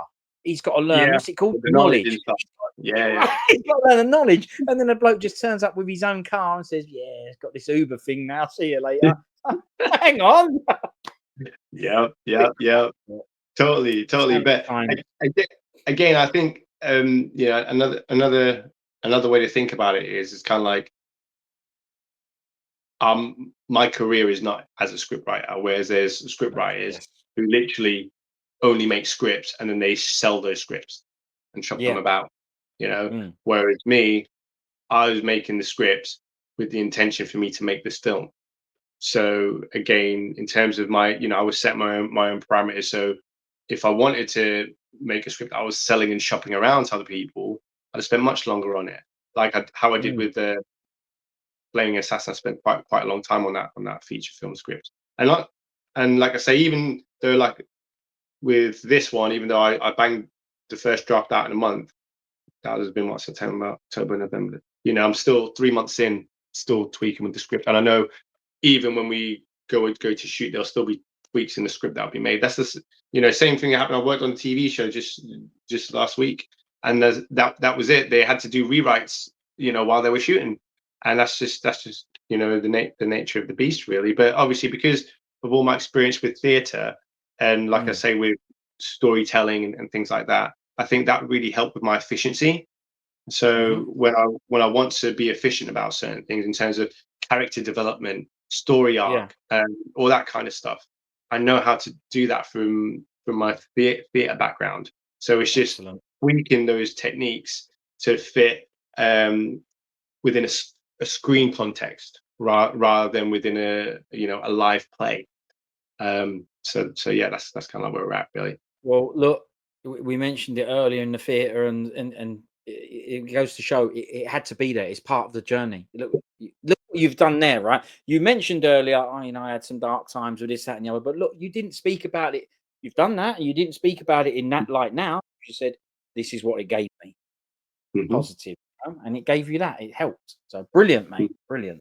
Yeah, Now, yeah. would you mind if me and you now watched the trailer to The Lock-In? Is that all right? Yeah, let's do it. Let's do it. Brilliant. Thank you for sending it to me and allowing us to watch it. Let's have a look. You know what the best thing about this is? I might get done for copyright if you do me, but I'm hoping, I'm hoping that for once I'm actually going to be able to play clips of something and not get done. You should We'll be. You see. should be fine. You should be fine. What do you mean should be? It's yours, isn't it?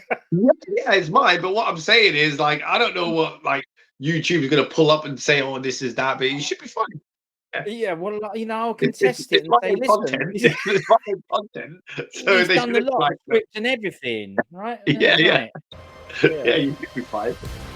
yeah. Sorry, mate. We're closed. Yeah, but right. Look, I don't want to ruin it for anyone, right? If you want to watch, if you want to watch this trailer on your own, go and watch this trailer on your own, right? I can't help it. I'm got to do chat. You know my favourite bit straight away? Proper Ingers. What, mate? Brilliant. I love it. I love it. It's just the best. Mm-hmm. Yeah. You know when you watch stuff like this and you've just come up on the screen there, right? Look. Look at that, right? You've just come up on the screen there. Mm-hmm. How do you feel about that? I mean, are you all good with that? I mean, are you comfortable with it? Is it something you're just used to? You know what I mean? What's your Okay. what's your thoughts on that? And if you're not used to it and it is uncomfortable, how'd you get over it? I mean, you might just go brilliant. I Yeah. don't know. What do you think? Okay. So with this particular shot right here, I'm not happy with because it needs to be a lot Sorry, closer mate. in. Right? Right, I'll fast forward. Hang on. no. Just because with my director's hat on, because when we did because this is the sizzle reel, it's like a lot of the proof of concept stuff that we were shooting, and so when we were shooting the proof of concept stuff, we didn't have enough time to get all the shots that I wanted because we had to make a sizzle reel so I could take it out to the American film market to show people there, right? So Yeah. we just had to get the bare bones storytelling element, and so like when I look at this shot, I'm like, oh, man, I know what shot needs to be to make that better. But in terms of me being on camera, and I'm fine with that because I have to be because I'm the main protagonist in the film, and obviously, you know, with all the other films I've done there, you know, I've had heavy Yeah. involvement in front of the screen. So yeah, I'm Right. used to it. I'm fine with it. I'm always, and for me, it's good because I'm always like, okay, how can I improve for next time? How can I? I'm still hungry. I'm still hungry. I'm like, don't get me wrong. There's moments I'm like, yo, wicked. But there's a lot of times I'm like, all right, I know what I need to do next time. I know I need to tilt my head a little bit this way, or I know I need to, you know, do something, make it more about, you know, what's in the eyes rather than literally just being more expressive or less, you know. So I'm always evaluating and things. Yeah, of course. Yeah. Well, yeah, that means that I suppose, because it's your own project, you are going to watch it back. If you was in a film and an actor and someone was directing you, you might not want to go to the cinema and watch it. It's done. It's too late. But this is your thing. So yeah. What's wrong with this shot, please? So for me, it's just too far out. Like it's like it's a mid shot. I would have preferred to have a bit more of a close up for this one, just so you could get like a little bit more of my expression, or like, you know, we could, for example, start off with it being a mid, and then it like slowly pushes in to come a little bit more. Yeah. Yeah. But Okay. that's just my take. But basically, because of the shot that it is, that influenced how I then edited the sequence and the scene. And so for this trailer, obviously it's not too bad because it's only a short moment. But in the actual Okay. full scene of this, it would have been a bit different. Yes. Okay. Now, if you was a rich bloke, you could. I know there's constraints. No, the producer said it's got to come out now. You could Yeah. go back and reshoot stuff, couldn't you? Do Mm. you know what I mean? You could go back to this place and Yeah. reshoot it. And what about as an editor? Could you just? I know it's only short, but you know, you could zoom in on your face and make it more of the shot that you want, right? Or not? Yeah, so You could. you can, as long as there's certain things that are in play, like as long as you zoom in and it doesn't get too pixelated, you know, and we lose some Right. of some of It the, was some of never the some meant of to the quality be and that. stuff. Yeah. Yeah. Because there's a difference between shooting something and being able to punch in and zoom in. I mean, it's great that we can do that with a lot of these 4K cameras now, but Yeah. it's always better to get the actual shot at Yeah. the actual Yeah. position you want it to be. That's, for example, why, like, in Hong Kong, they would edit as they were going along in their heads, right? So they would only Okay. use the shots that they were using piece by piece. So Yeah. how I approach my filmmaking overall is kind of like in the same vein, really. Yeah, that makes sense. It goes to show I don't know about making films, but yeah, that makes sense. That's the qual now. That's the qual of the qual is that's the shot. If you're going to change it afterwards in post or whatever, it will affect the overall qual. But if you did it at the Yeah. time, then you'd go actually go in or whatever. Yeah. All right. Yeah. I mean, like I say, with 4K and stuff, you can zoom a lot in and stuff and not lose hardly any quality. But for me, I just know how I want it, and Yeah, I so understand. Yeah. that's just what I'm at with it. All right. Well, it just happened to be the bit I paused on. But Yeah, anyway, it's all good. It's all good. It's all good. well, that's what creates the chats, right? Let's go back to the Ingers. I'll try and let it play. Let's see. Do my best. Sorry, mate. We're closed. Yeah, but your sign says you open at 2. It's 3:30 now. People don't move to the country unless they're retiring or running away from something. Yeah. So what are you running away from? Nothing. Yeah. Wait a minute. Was that a face stunt? Is this a face stunt? This here. Is that a stunt done? Was that when you do the stunt yourself? Me and my bro refer to it as face. So is that a face stunt or non-face? That's my face. That's me. That's face. It's face, isn't it? Right. Yeah, face. So Straight up me. All the stunts in this bad boy is me. There ain't no doubles on this one for me. all right. Yep. All right.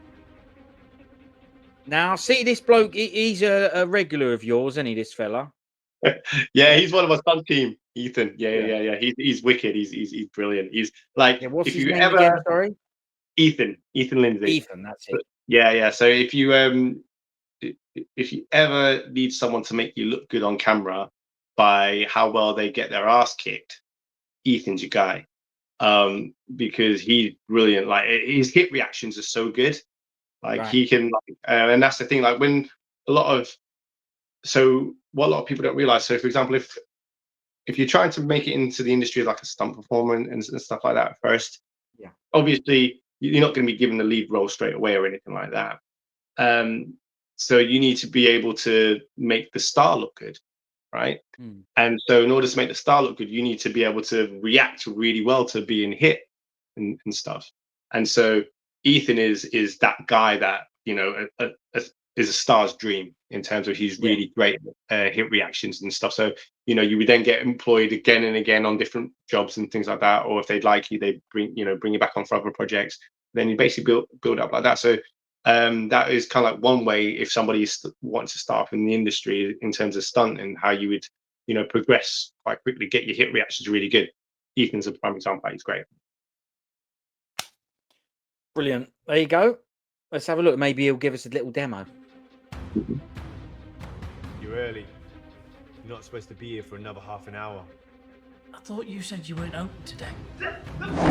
You know what? I like that bloke. Because, do you know why? Because one of my favourites, let's call him a normal actor, Hollywood version. He definitely is. He's not one of my favourites. My favourite normal Hollywood bloke is Gene Hackman.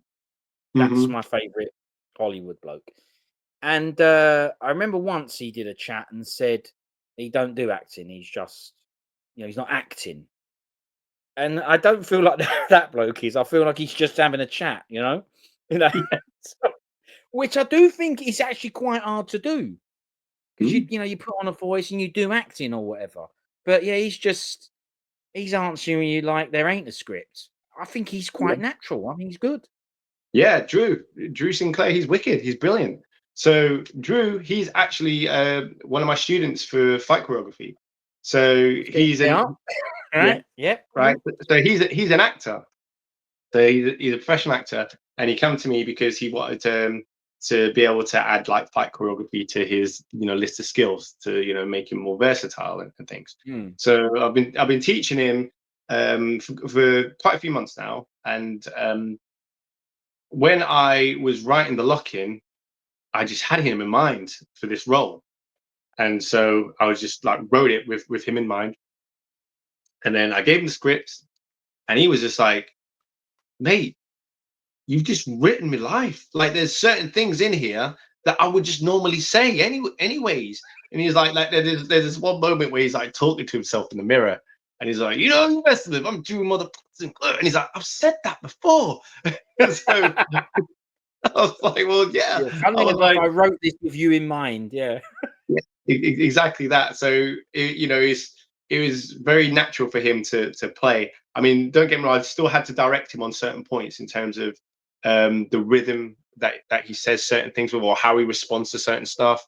Or because Drew came from a theatrical background, again, I had to really work with him on how to strip things back a lot. So because he's used to obviously projecting to the the furthest person, the farthest reaches and stuff. Whereas with screen acting is, like I say, it's a lot more subtle. Like a lot more is just in the eyes and the chemistry and stuff. And you don't need so much wildness going on with your eyebrows and stuff, unless it's a madcap comedy or your character is required to do that. But it is basically it's about stripping back with film. A lot of it's on intention. That's the best way to describe it. A lot of it's in intention. So there were certain things I had to like coach him with that. But yeah, for the most part, he's just absolutely brilliant. He's great. Like he's obviously I wrote it with him in mind, so it was ideal that I could cast him in it. So yeah, he's brilliant. Yeah, well, now I know he's just cheated because you just wrote it for the bloke, so he's just be able to turn up and just be him. But it shows though, because it's good, it's natural. Yeah, brilliant. There he is getting done. Yeah, It's time for you to leave. All right, I need to be mardy about it. right. Now, hang on. We do. So things like, I mean, that's just things like this. I know Rodney went mad over this, and I'm not surprised because, I mean, we know you're real at the breaking, but that's pretty impressive, isn't it? How many? Let's have some chats. How many takes we saying for this head spin sword? So for this one was a bugger because the floor wasn't the best to be spinning. There was quite a few like ridges in the floor and stuff. And certain parts of the floor was quite slippery, and certain parts weren't.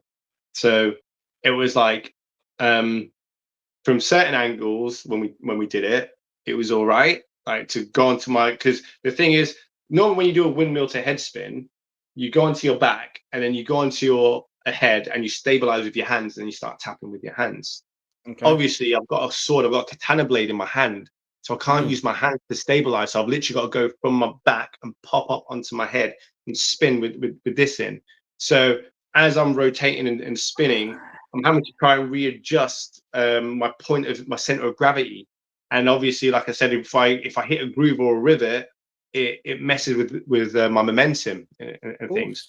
So, or like if I go up and I don't go all the way up, I'll slide like a 45-degree angle a little bit. Yeah. And so obviously I've got to make sure I hit my mark being upside down and things, or while spinning, to make sure that I'm stacking the shots for the camera, and there's no gaps between me and my two partners that I'm fighting, or opponents, because it's film my opponents that I'm up against. So there's certain things we really had to take into account when we're doing it from different angles. So this one took me, I want to say probably somewhere between 15 and 30 takes for me to get the shot that I wanted. I mean, I could have, like literally up and like I could have. it would have been passable after probably about 4 or 5 takes. But I was like, no, I'm not Mm. having that. So I just kept going back again and again and again until we got it to a point where I was like, okay, I'm happy with this now. I can work with this. When you So go yeah. back and again and again and again, though, do you end Mhm. up getting so fatigued that the shots start to get worse? You can. I think more than anything, it's about whether your hair starts to wear away or not. I think that's the most part. It's true. It's Like, true. It's getting people burnt off. want me, yeah, literally. So yeah, I think because what can happen, because you're doing it so many times, like I say, because the floor wasn't great, it was more about my head feeling a bit raw from going back and doing it again and again. So that is kind of like really where the crux is at with it. Oh, mate, they're brilliant. So you said that you go up off your back onto your shoulders, then you use your hands. Did you have to practice it? Get rid of the sword for a minute. Did you have to practice going up from the shoulders with no hands before Nah, putting the sword? because this move I created, when was it? Last year, I think it was. Brilliant. Yeah, it was Creating last your year. own moves. I call it the Yoshimitsu. Well, go on. Sorry, what is it? Oh, what after the second bloke? Yeah. The Yoshimitsu, one of my boys, he named it that after he goes, man, you look straight up like Yoshimitsu. And this is like, yeah. So yeah, literally that move is called the Yoshimitsu. So yeah, I perfected that on, like I say, on a gymnastics floor at first. Where I could just go over again and again, and it was all right.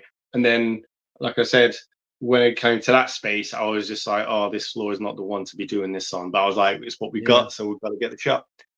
So yeah. Okay, why was you making this move and practicing it in a gym? Why? Why? Why? You already know how to do the windmill into the head spin. What's this? Why are you doing the Yoshimitsu? What for? For fun?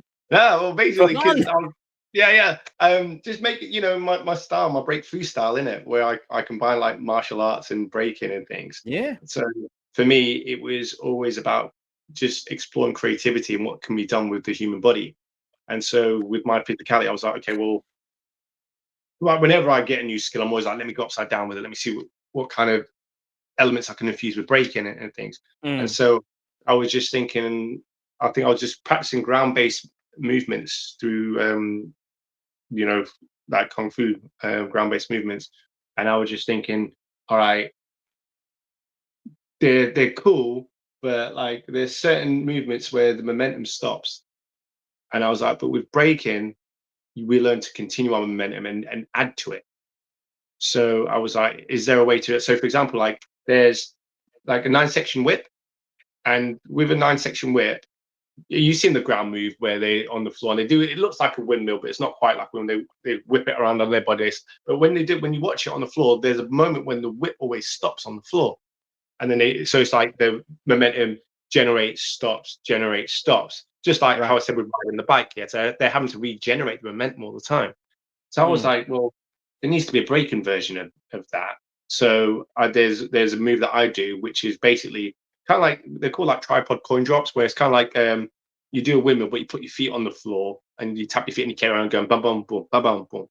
And I was able to do this, and because I pop up onto my head when I do it, but my feet will stay on the floor. But because I can pop to my head when I do it, it means that the 9-section whip continues moving all the time. It never ever stops. So again, and then I pop then I pop up into a head spin pop. So again, what I was doing, I was taking, everything was coming full circle, because obviously a lot of kung fu movements influence breaking. So then with a lot of the breaking moves, I was then seeing, okay, well, how can I then put them back in to, I guess, further develop certain kung fu movements? And these were the movements that I was coming up with, like the Yoshimitsu and the tripod coin drop 9-section whip move. I knew it'd be a brilliant answer. I knew it'd be brilliant. About it. Yeah, brilliant. We do this now.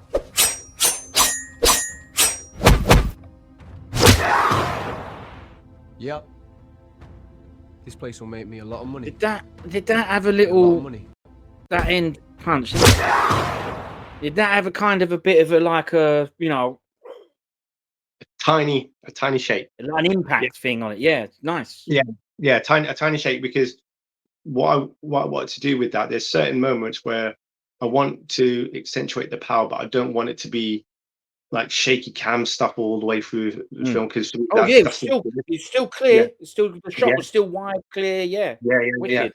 So what I did, so there's certain moments where if I want the power just to be accentuated, because obviously, Yeah. there are certain ways you can accentuate power, but for me, like, there's a few techniques that I've been working on with this film. One is using the shake very sparingly, so when it does happen, the impact is bigger. Whereas if it's just shaky all the time, the impact's lost. You know what I mean? So Yeah. So again, so with my DOP, he was like, "Oh yeah, but that's something you can do in post." I was like, "No, I want you to do it with the camera." So basically, Oh, yeah, I didn't know I put, that's done live. It wasn't added yeah, after. yeah. He really wanted to do Wow, it. He brilliant. wanted to do it. Yeah, in post. I was like, bro, I was like, no, I really just want you just try it for me, please. Just do it. With the camera. So yeah, so he just does a little moment with the It's camera good. here. Yeah. Right. It's Yeah. nice. It's wicked, So isn't it? Like you say, so don't yeah, ruin it or anything. It adds, accentuates. Well, it does exactly what you intended to do. It accentuates the power on the final yeah. hit. Yeah. That's good. Yeah. Yep. This place will make me a lot of money.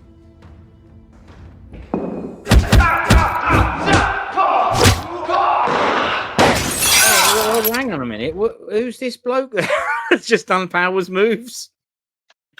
What's he think he's doing all this? What's this? What's that all Ah, about? yeah, What's that that's all my boy. about? Yeah, that's my boy Jack. So Jack Stevenson, he's not one of my stunt team that I basically trained up. He's also a breaker. Ethan's also a breaker as well, by the way. Okay. I've taught them both breaking over the years. And so Jack, so for me, like, I once I got into filmmaking, I was always like, everybody's doing like tricking and stuff like that, and in Mm, stunt and everything. But I'm like, they're missing a trick, because breakers are actually the ultimate stunt performers. And the reason I say that is because they're used to falling with every single part of their body, from their shoulders to their heads to their necks. Every part of their body is always in contact with the floor in some way, and they have to know how to control getting from standing to the floor in different ways. Whereas people that, for example, may do parkour or tricking, they just used to landing from a high and then just rolling out of it, and that's it. yeah. Whereas the breakers, we can drop, spin, roll, twist, flip, all that kind of stuff. And like, the floor's our best friend. It's our second home. Yeah. Columbus is our home. Do you know what I mean? So, with that kind of context in mind, I was always like, that's why I got breakers to be part of my stunt team. I mean, I've got trickers in as well, and obviously, as you can see, Jack does some tricking too. But yeah, I made sure that my stunt team it's got breakers in, it's got trickers in, it's got martial artists in as well. Right. So with Jack, yeah, man, Jack's wicked, and he can flip like nobody's business. He's like really good at flips. Ethan's really good Yeah. at flips as well. I've got a great team. But like, what I wanted to do is, and obviously I'm not the first person to do this neither, but I wanted to see, okay, how can we utilize some virtuosic movements and some flips to have some unexpected hits or impacts and stuff like that, because there's only Yeah. so many ways you can have combinations of punches and kicks being thrown. Whereas when you Yeah. add an aerial element, then you can add other elements. Or if you had a ground element, you can add another element. Or if you had a twisting element in the air, that's another element.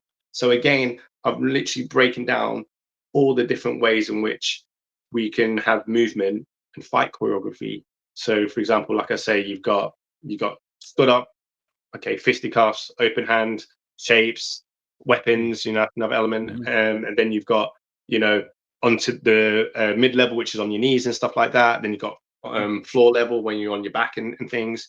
Then you got jumping. And then, like I say, then you got jumping and just doing like jump kicks, but then you got like, and jumping punches, but then you got flips and then twisting flips and stuff like that. And then obviously you can then have, the environment, like Jackie does, you add that, that's another element into it. And then all those things I've just said, you do that with a weapon. And then if you add break-in, that's enough. So there's all these different things that I'm analyzing and trying to figure out, okay, what ways can we make this interesting and bring something that either audiences won't have seen before, or they may have seen before, but they won't have seen it in this kind of context before. So I'm trying to do two things. One, preserve the kung fu shapes, the old school kung fu shapes and everything like that.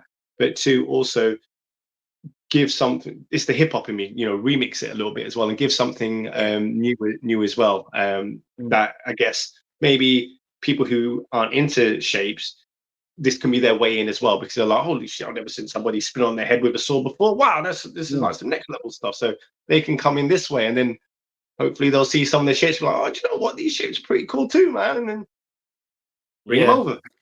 I think that sometimes with all the, like you mentioned here, the tricking and all that, sometimes that stuff is it's too neat.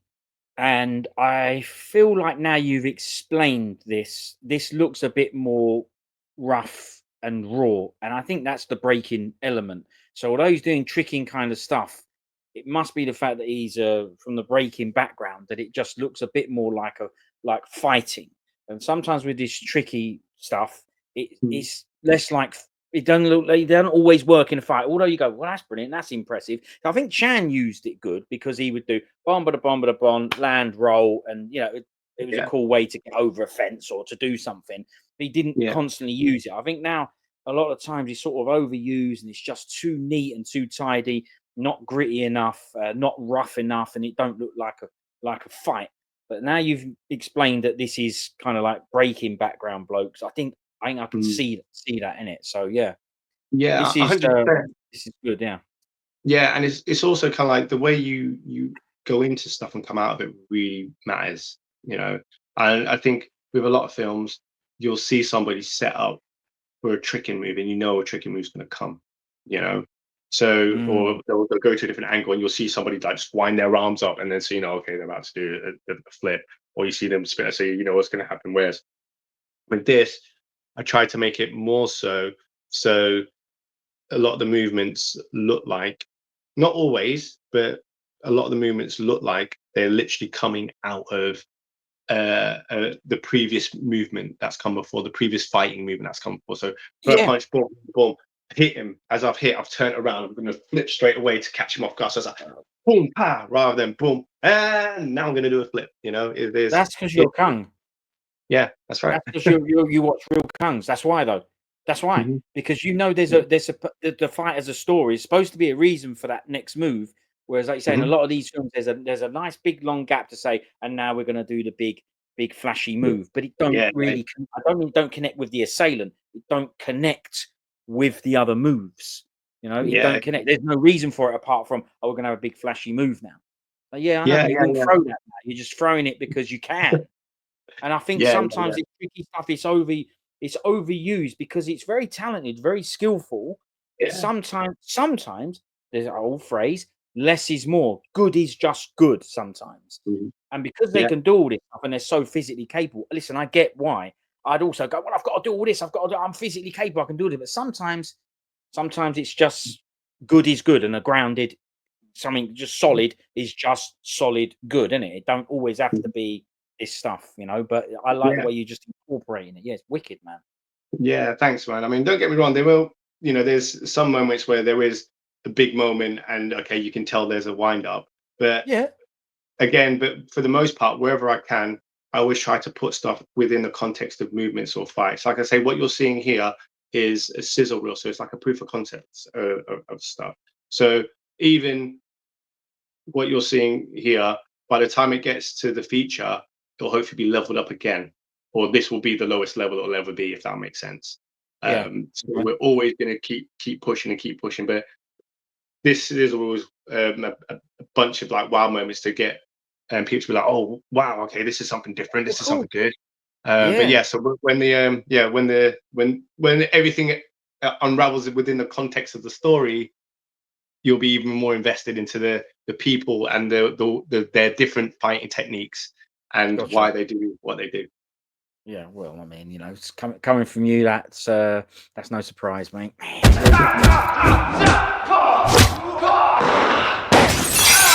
Ooh, yeah, okay. Where you learn how to survive and your father's love language is a punch to the face. That's a cool jacket, isn't it? Yeah, so that's actually. So that jacket was a gift given to me by my students, like probably about 10 years ago, that I used to teach breaking to. It has my b-boy name Diggity written on the back of it. Well, I didn't know any of this. I just looked at it and went, cool jacket, that, yeah. Yeah, brilliant. Yeah. Getting all the little stories. Yeah. Yeah, man, and that's just come out of your normal wardrobe, you know. They weren't provided by no costume department. That's just he's just got a cool jacket. Yeah, it's wicked. Yeah. Hey, bro, you know what I mean? With these indies, you got to work with your resources. Of course, 100%. My father. Okay, so now look, so we're talking about you just mentioned there different styles and stuff. This bloke's got like a, you know, a Middle Eastern sort of kind of Simbad-y type curved sword. Yeah. I don't know. I'm just saying. So, you know, he's got his own thing, right? That his he ain't just picked that up, as he is that his sword, if you know what I mean. Yeah, that's his very own sword. So he's skilled with that sword. That's my boy Bally right there. Yeah, right. Well, there you go. Yeah, because he wouldn't have just found that one lying on the floor. It's too specific, right? He's like, listen, I've got my own sword. Yeah. Yeah. My father's language was tough love as well. Fighting for my safety is nothing new. There you go. Maybe not to this degree. It's probably never. Hang on, we'll get some more case. Hang on, wait a minute. That's quite good. This Batman business. How do you get the equipment for that? Have you just got that stuff? Have you? Is that stuff you've acquired over time?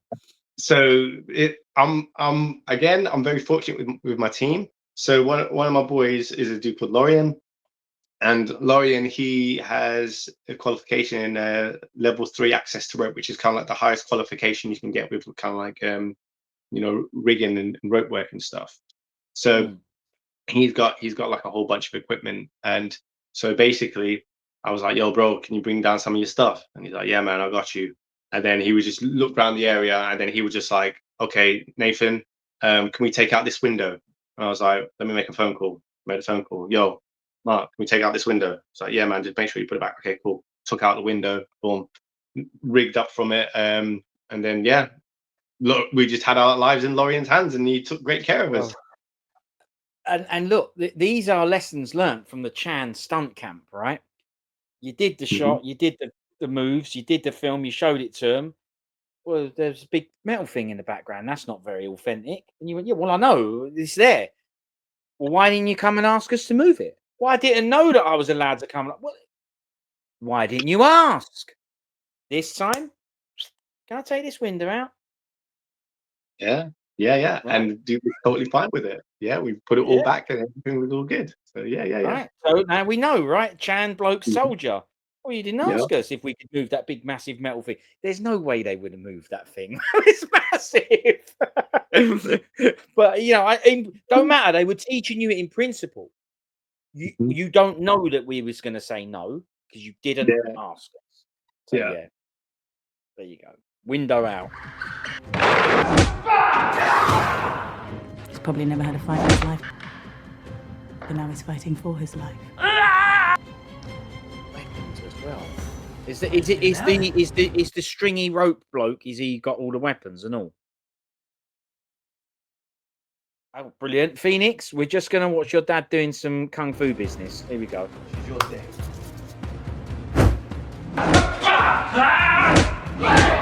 Wait a minute. Well, hold on a minute. Wait a minute. Hold on. Well, hang on. What's happened here? That's good, isn't it? Yeah. That reminds me of some Chan, you know, kicking the chair, that like in Miracles where he comes over, boom. Yeah. So that's my boy Liam, another one of my stunt team. Liam is awesome. He's a guy who does parkour, but he teaches world champions, man. Like one of his students, I think at the age of 13 or something, she was like world champion, beating like grown adults and stuff. She was wiping the floor with them. So Amazing. like, yeah, and he's incredible. He runs a place called Nova City here in Rotherham, and yeah, he's just teaches so many kids to do so many great things. But yeah, he's incredible. Like he's really tall, but he can flip and crunch himself up to be like really tiny. And like he does like extreme flips. So he's one of those guys that's always, if I need to throw somebody out of a window or somebody's like me, yep, I'll do it. He's like there straight away. He loves it, making the other actors look good, but he's making himself look good in that bit, isn't he? Look at that. Yeah. That's all in that. Skin tight, hang on. Skin tight, Wing Chun alleyways. Corridor, skin tight fighting environments. Yeah, thinking about the environment there. Brilliant. Hi, Carol. It's really brilliant nice normal to acting. meet you. Yeah. Specialist own special style. Is that her jacket? Her coat? Yeah. It is. We're all, like I say, we are literally all just working with our own resources at this moment in time and things, because we really have to, try and make things come together as best we can. So yeah, we're trying to basically see, okay, what wardrobe do we have that would fit our character, and like every person that I've written for, I've tried to find. Once I've found a person to play that role, I've tried to find some truth in that character for them as well. That's like a spaghetti western, Bud Spencer, big massive fur jacket. Far away from the two of you as I possibly can. Tanya. Oh, okay. Yeah. Face stunt. Yeah. Let me just pause it on that so we know what we're chatting about here. There we go. Logo design and everything. Who's done this? So my boy Trick Nine, he's a graffiti writer by trade, but he also does a lot of digital artwork and things. And so I asked him to basically design the logo and the poster for the lock-in. He actually designed my poster for Flaming Assassin, and Flaming Assassin won awards. I love that. That was great.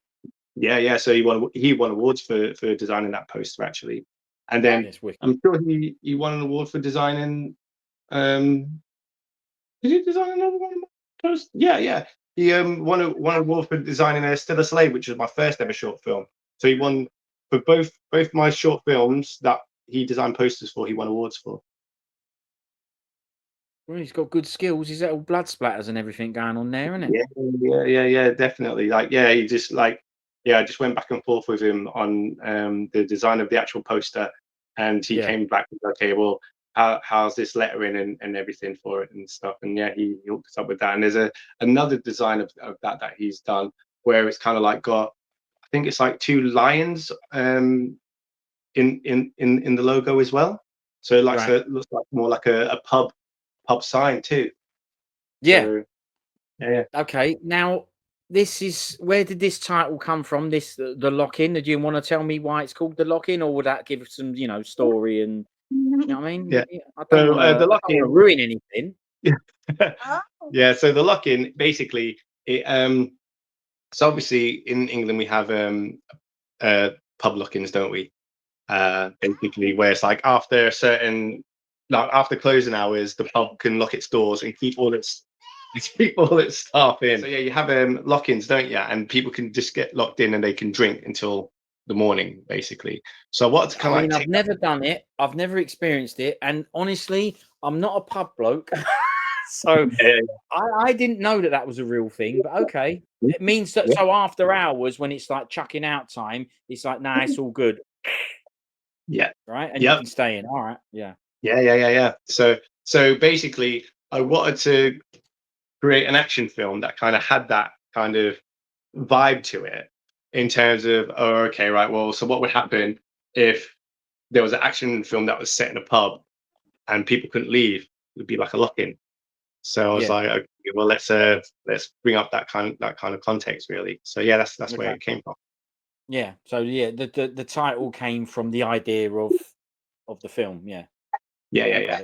What I want to sort of lead this on is I'm going to leave the floor to you. What is it? What do you want to say? about, oh, congratulations for starters for doing this. It's brilliant. I'm looking forward to it very much. That was the sizzler, we call that. Yeah, that was the sizzler for locking. Actually, I do want to ask some more stuff because I'm chats. What would you say your credits are on this film? Your actor or whatever. Actor rubbish. Starring Nathan Geering. what? Sorry, actor Nathan Geering. That was a bad one. Right, starring Nathan Geering. What credits are we having here? Oh gosh, well there's lots. I feel like you know that Dennis Waterman thing with like sing the theme tune, write the theme tune, all that kind of thing. So basically, so writer, director, producer, lead actor. I'd say editor as well. I'd say that's kind of like where we're at right now. So I'd say there's probably some other credits. Come here, Fee. Well, choreographer. Fight choreographer, stunt coordinator in the UK. Like Jeff Pruitt was the stunt coordinator in the US.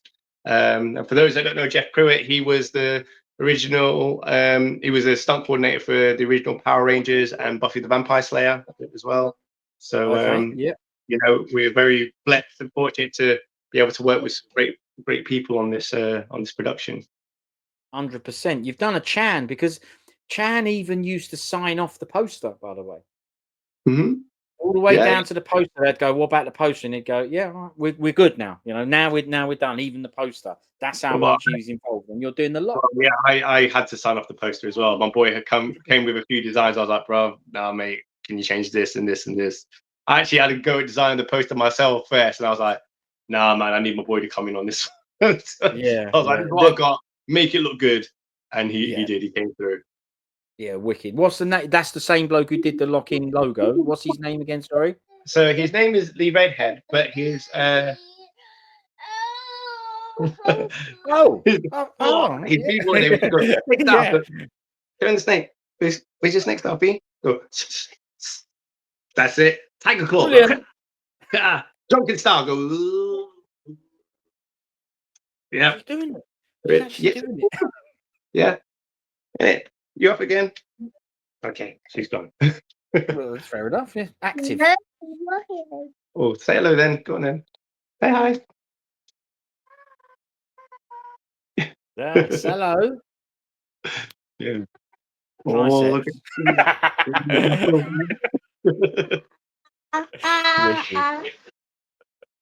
amazing. So, sorry. So, yeah, what was it you were saying? Lee Redhead. Yeah, Lee Redhead, and his like professional name is Trick09, Trick09, TRIK09. Oh, yeah. I think I might have seen some of his stuff. I might be following him on Instas and all that. Yeah. Yeah, he's wicked. Yeah, I've seen some of the graffiti and all that. Okay, yeah, that's the fella. Well, it's good to know that he's the bloke doing it. Yeah, brilliant. So, what do you want to tell me? Look, well, not just me, but I forget that maybe other people be watching. What do you want to say about the lock-in? Let me know. Anything. The floor's yours. Whatever you want to announce, talk about. Let's have it. Yep. Okay. So, I mean, there's lots really to say about the lock-in. Obviously, the premise of it is a geeky guy walks into an English pub, and he gets caught up in the crossfire between a mysterious bartender and a bunch of assassins who's trying to kill him. And to make matters worse, he's invited a date to come to the pub. So when she comes in, all hell breaks loose, basically. So that's kind of like the premise of the film. I guess it's really about trying to do justice to, you know, old school kung fu shapes and things like that. Obviously putting it within a modern day context and seeing how different kung fu styles will go up against different fighting styles. And that's basically what my character does. He uses different kung fu techniques as different means of problem solving. You know, one guy's got a certain fighting style, so that's one problem. Yes. He uses a different technique to try and figure out his style and stuff. So that's kind of like what happens. Obviously, there are virtuosic moves in, like we've talked about with the, you know, the breakthrough with the spinning on my head with the swords, all that kind of stuff. So there's all that kind of stuff that's in there as well. I was very fortunate enough to have Keith Vitale work on the film in Atlanta with us as well. So on my very first feature film, like I said, I feel very honoured to have people such as Jeff Pruitt and Keith Vitale to work on this with me. Also, we've got a lot of the people from the Jackie Chan stunt team that I trained with in Beijing that were based in Atlanta. They are also here. They were also worked on the film as well. So again, we kind of like made history in terms of the first people from the Jackie Chan stunt camp. For a large amount of us, they'll all be working on a feature film together. So again, that's really good. Great. So with this film, I really wanted to give something for like old school kung fu movie fans who love shapes. Something they could really kind of like, I guess, be proud of and really kind of like feel good about, because obviously there's a lot of us that have been disappointed with a lot of kung fu films and films that have martial arts in recent years. And so I wanted to bring about something where it's like, okay, people can appreciate the different kung fu shapes and be like, okay, you know, this is good action. And also, as some special things I'm doing with the DVD extras is like I'm gonna have a separate soundtrack, like an additional Hong Kong cut soundtrack. So obviously there'll be the main soundtrack will be kind of like modern day action sound effects and everything, and then there'll be a DVD extra where the soundtrack will be old school kung fu sound effects. So again, you can listen. Pleasing everyone. Trying. No, but that's wicked. Hang on, that's what this is for then.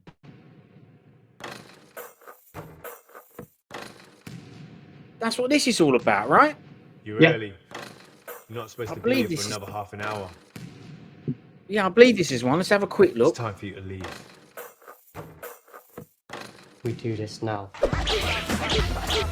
Yeah, down.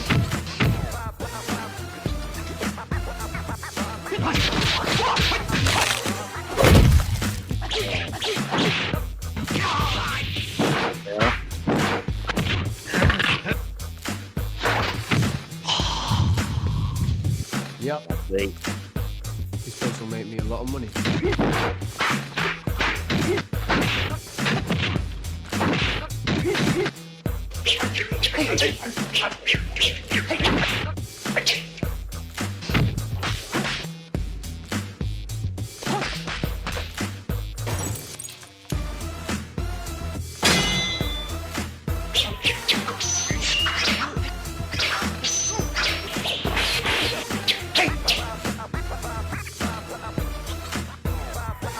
A bit more fight. Look at that.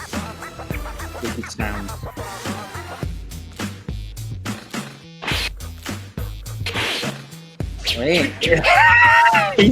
He ain't very good at that sword.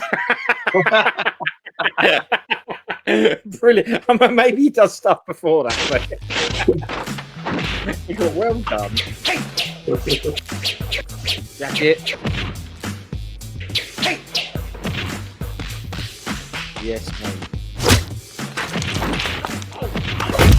All right. Hang on. Whoa. Hang on. So you've even hang on. I know you reel at Kungs, but you've even gone tradish, those sounds, modern scrap, modern sounds. Yes. Yes.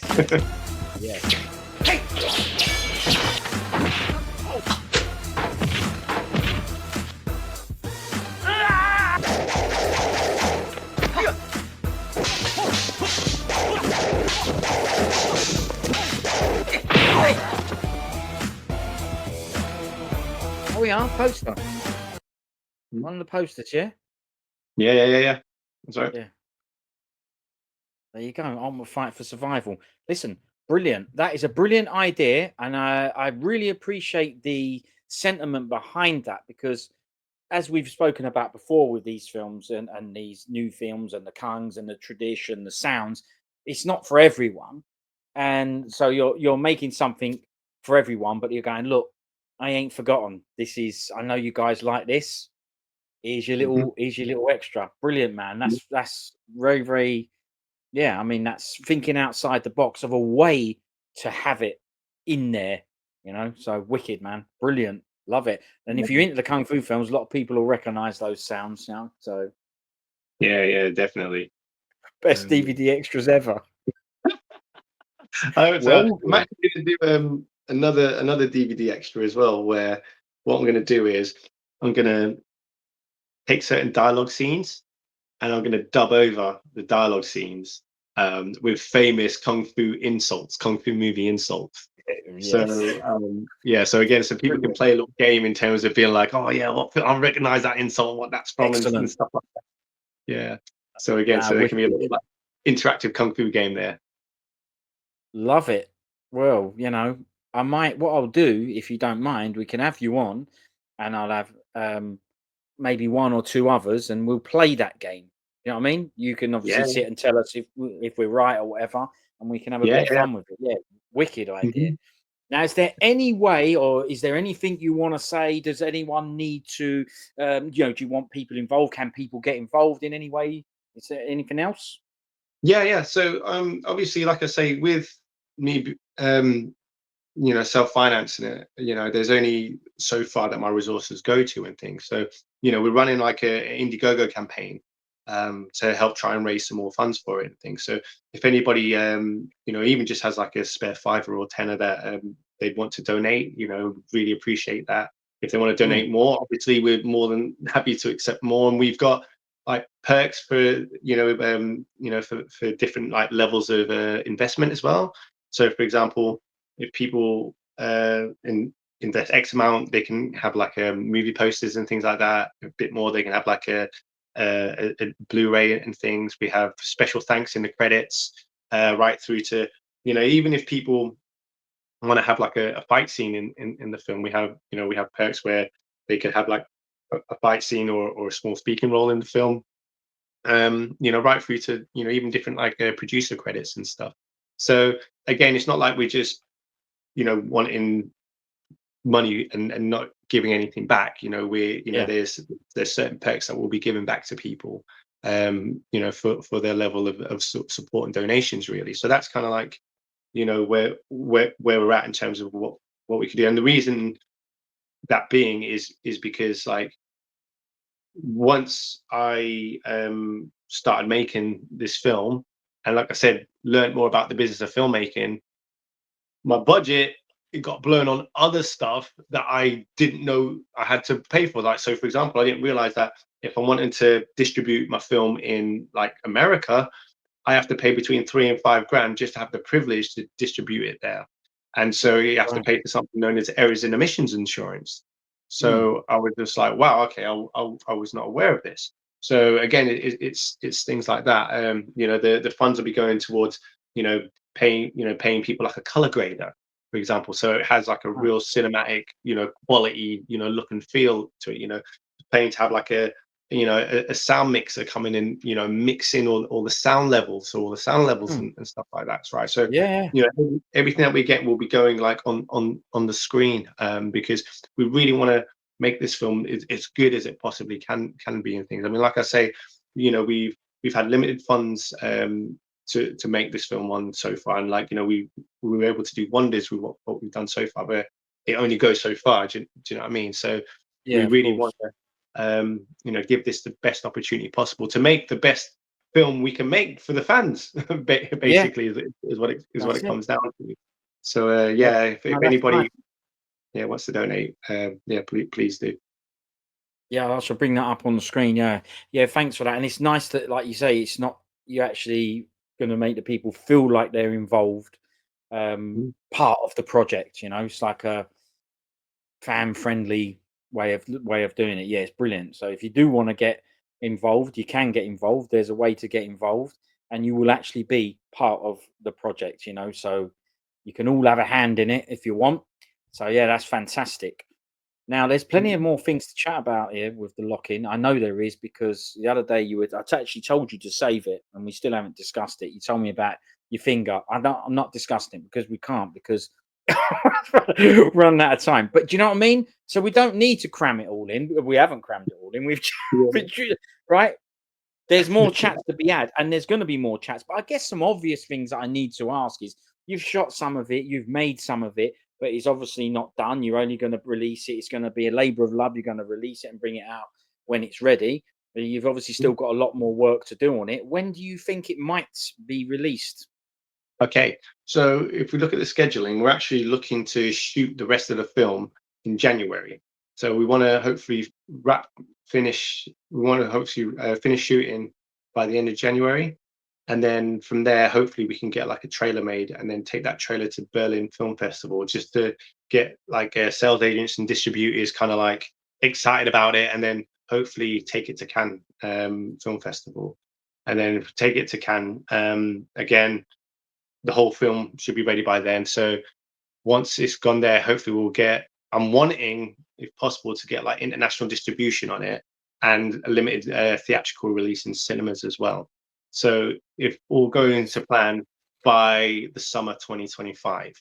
But if we don't hit those timelines, and we can't get it to Cannes, for example, for whatever reason, we're still going to aim for the summer 2025, or as close to that as we possibly can, to get it out to everybody. Brilliant. That's good, man. So this Berlin Film Festival, I'll have to keep in touch with you about that, because I was thinking that sometimes I think, how do I get to see someone I want to see? So Terence Hill, that's a guy that I'd love to meet, and they're big in Germany. Bud Spencer, Terence Hill, they're very, very big in Germany.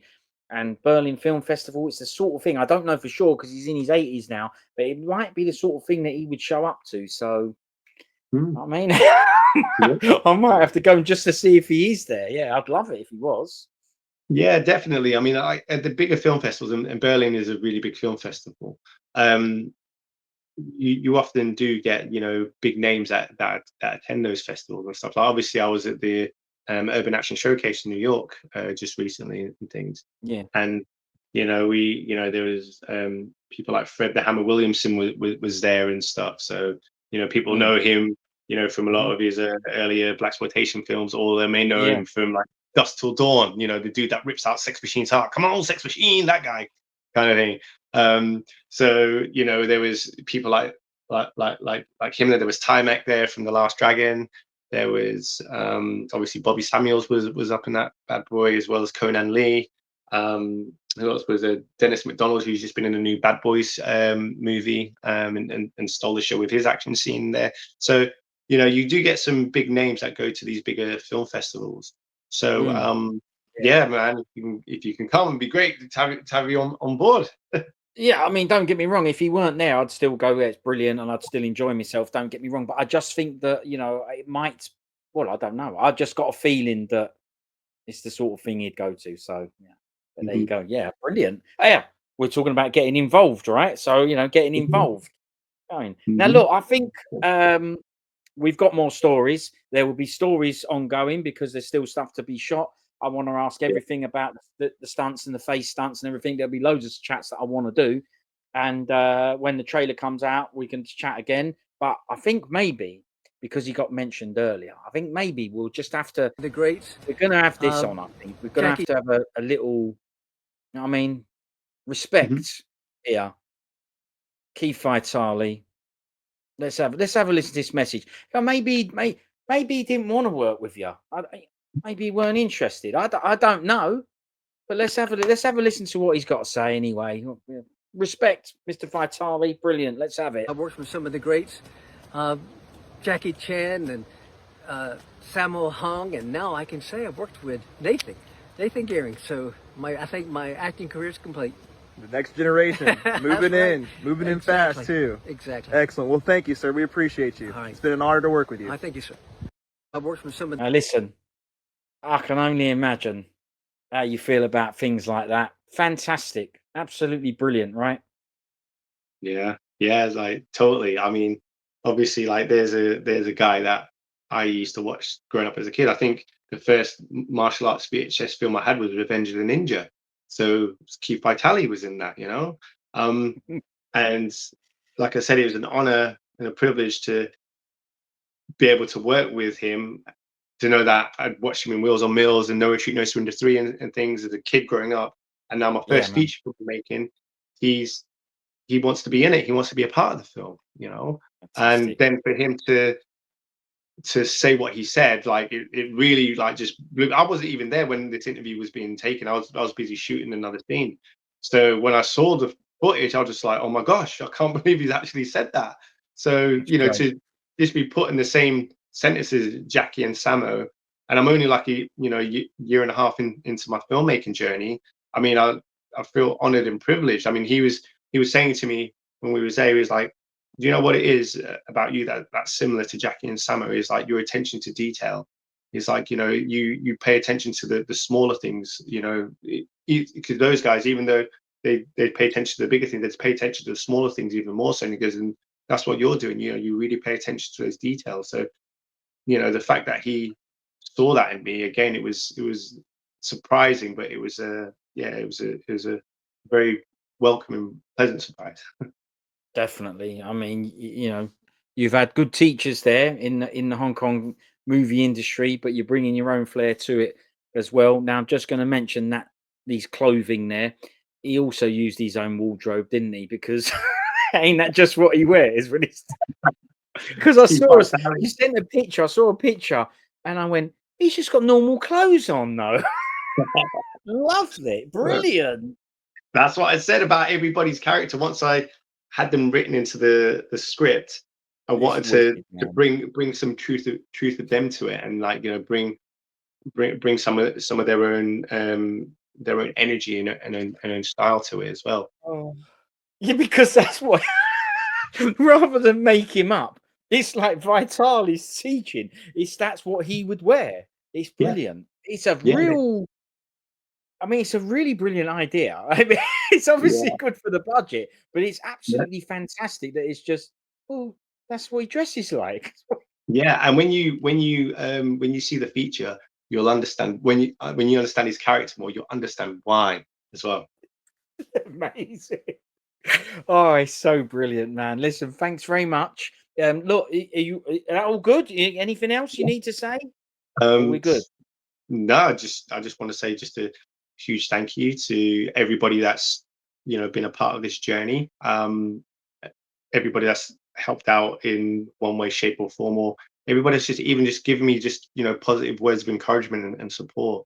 You know, it really means a lot to me, like from the bottom of my heart. Like, you know, thank you from, you know, even like, you know, our kung fu buddies and just saying, yeah, Nathan, you know, I really believe in what it is that you're doing. You know, I think it's great. You know, I've got your support, whatever you need. You know, it just means so much to me.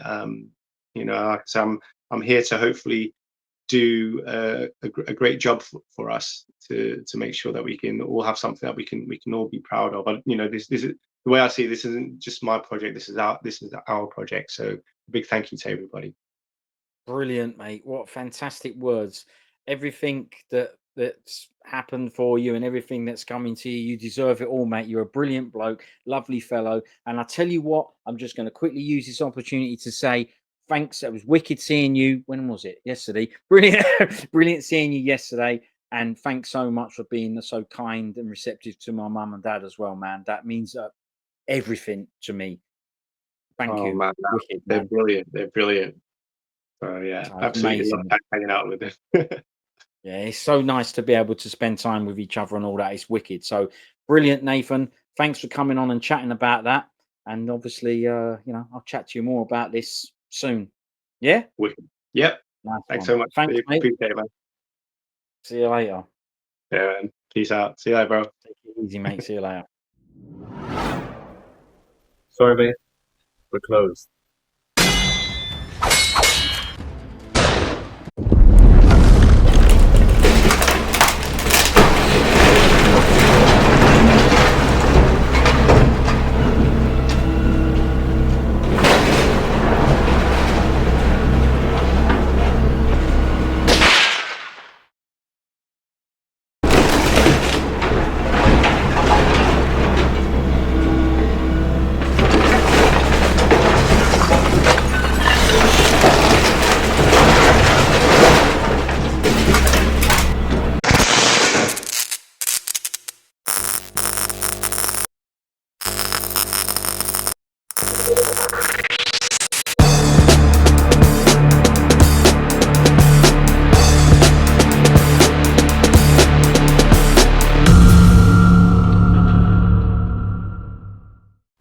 Time for you to leave.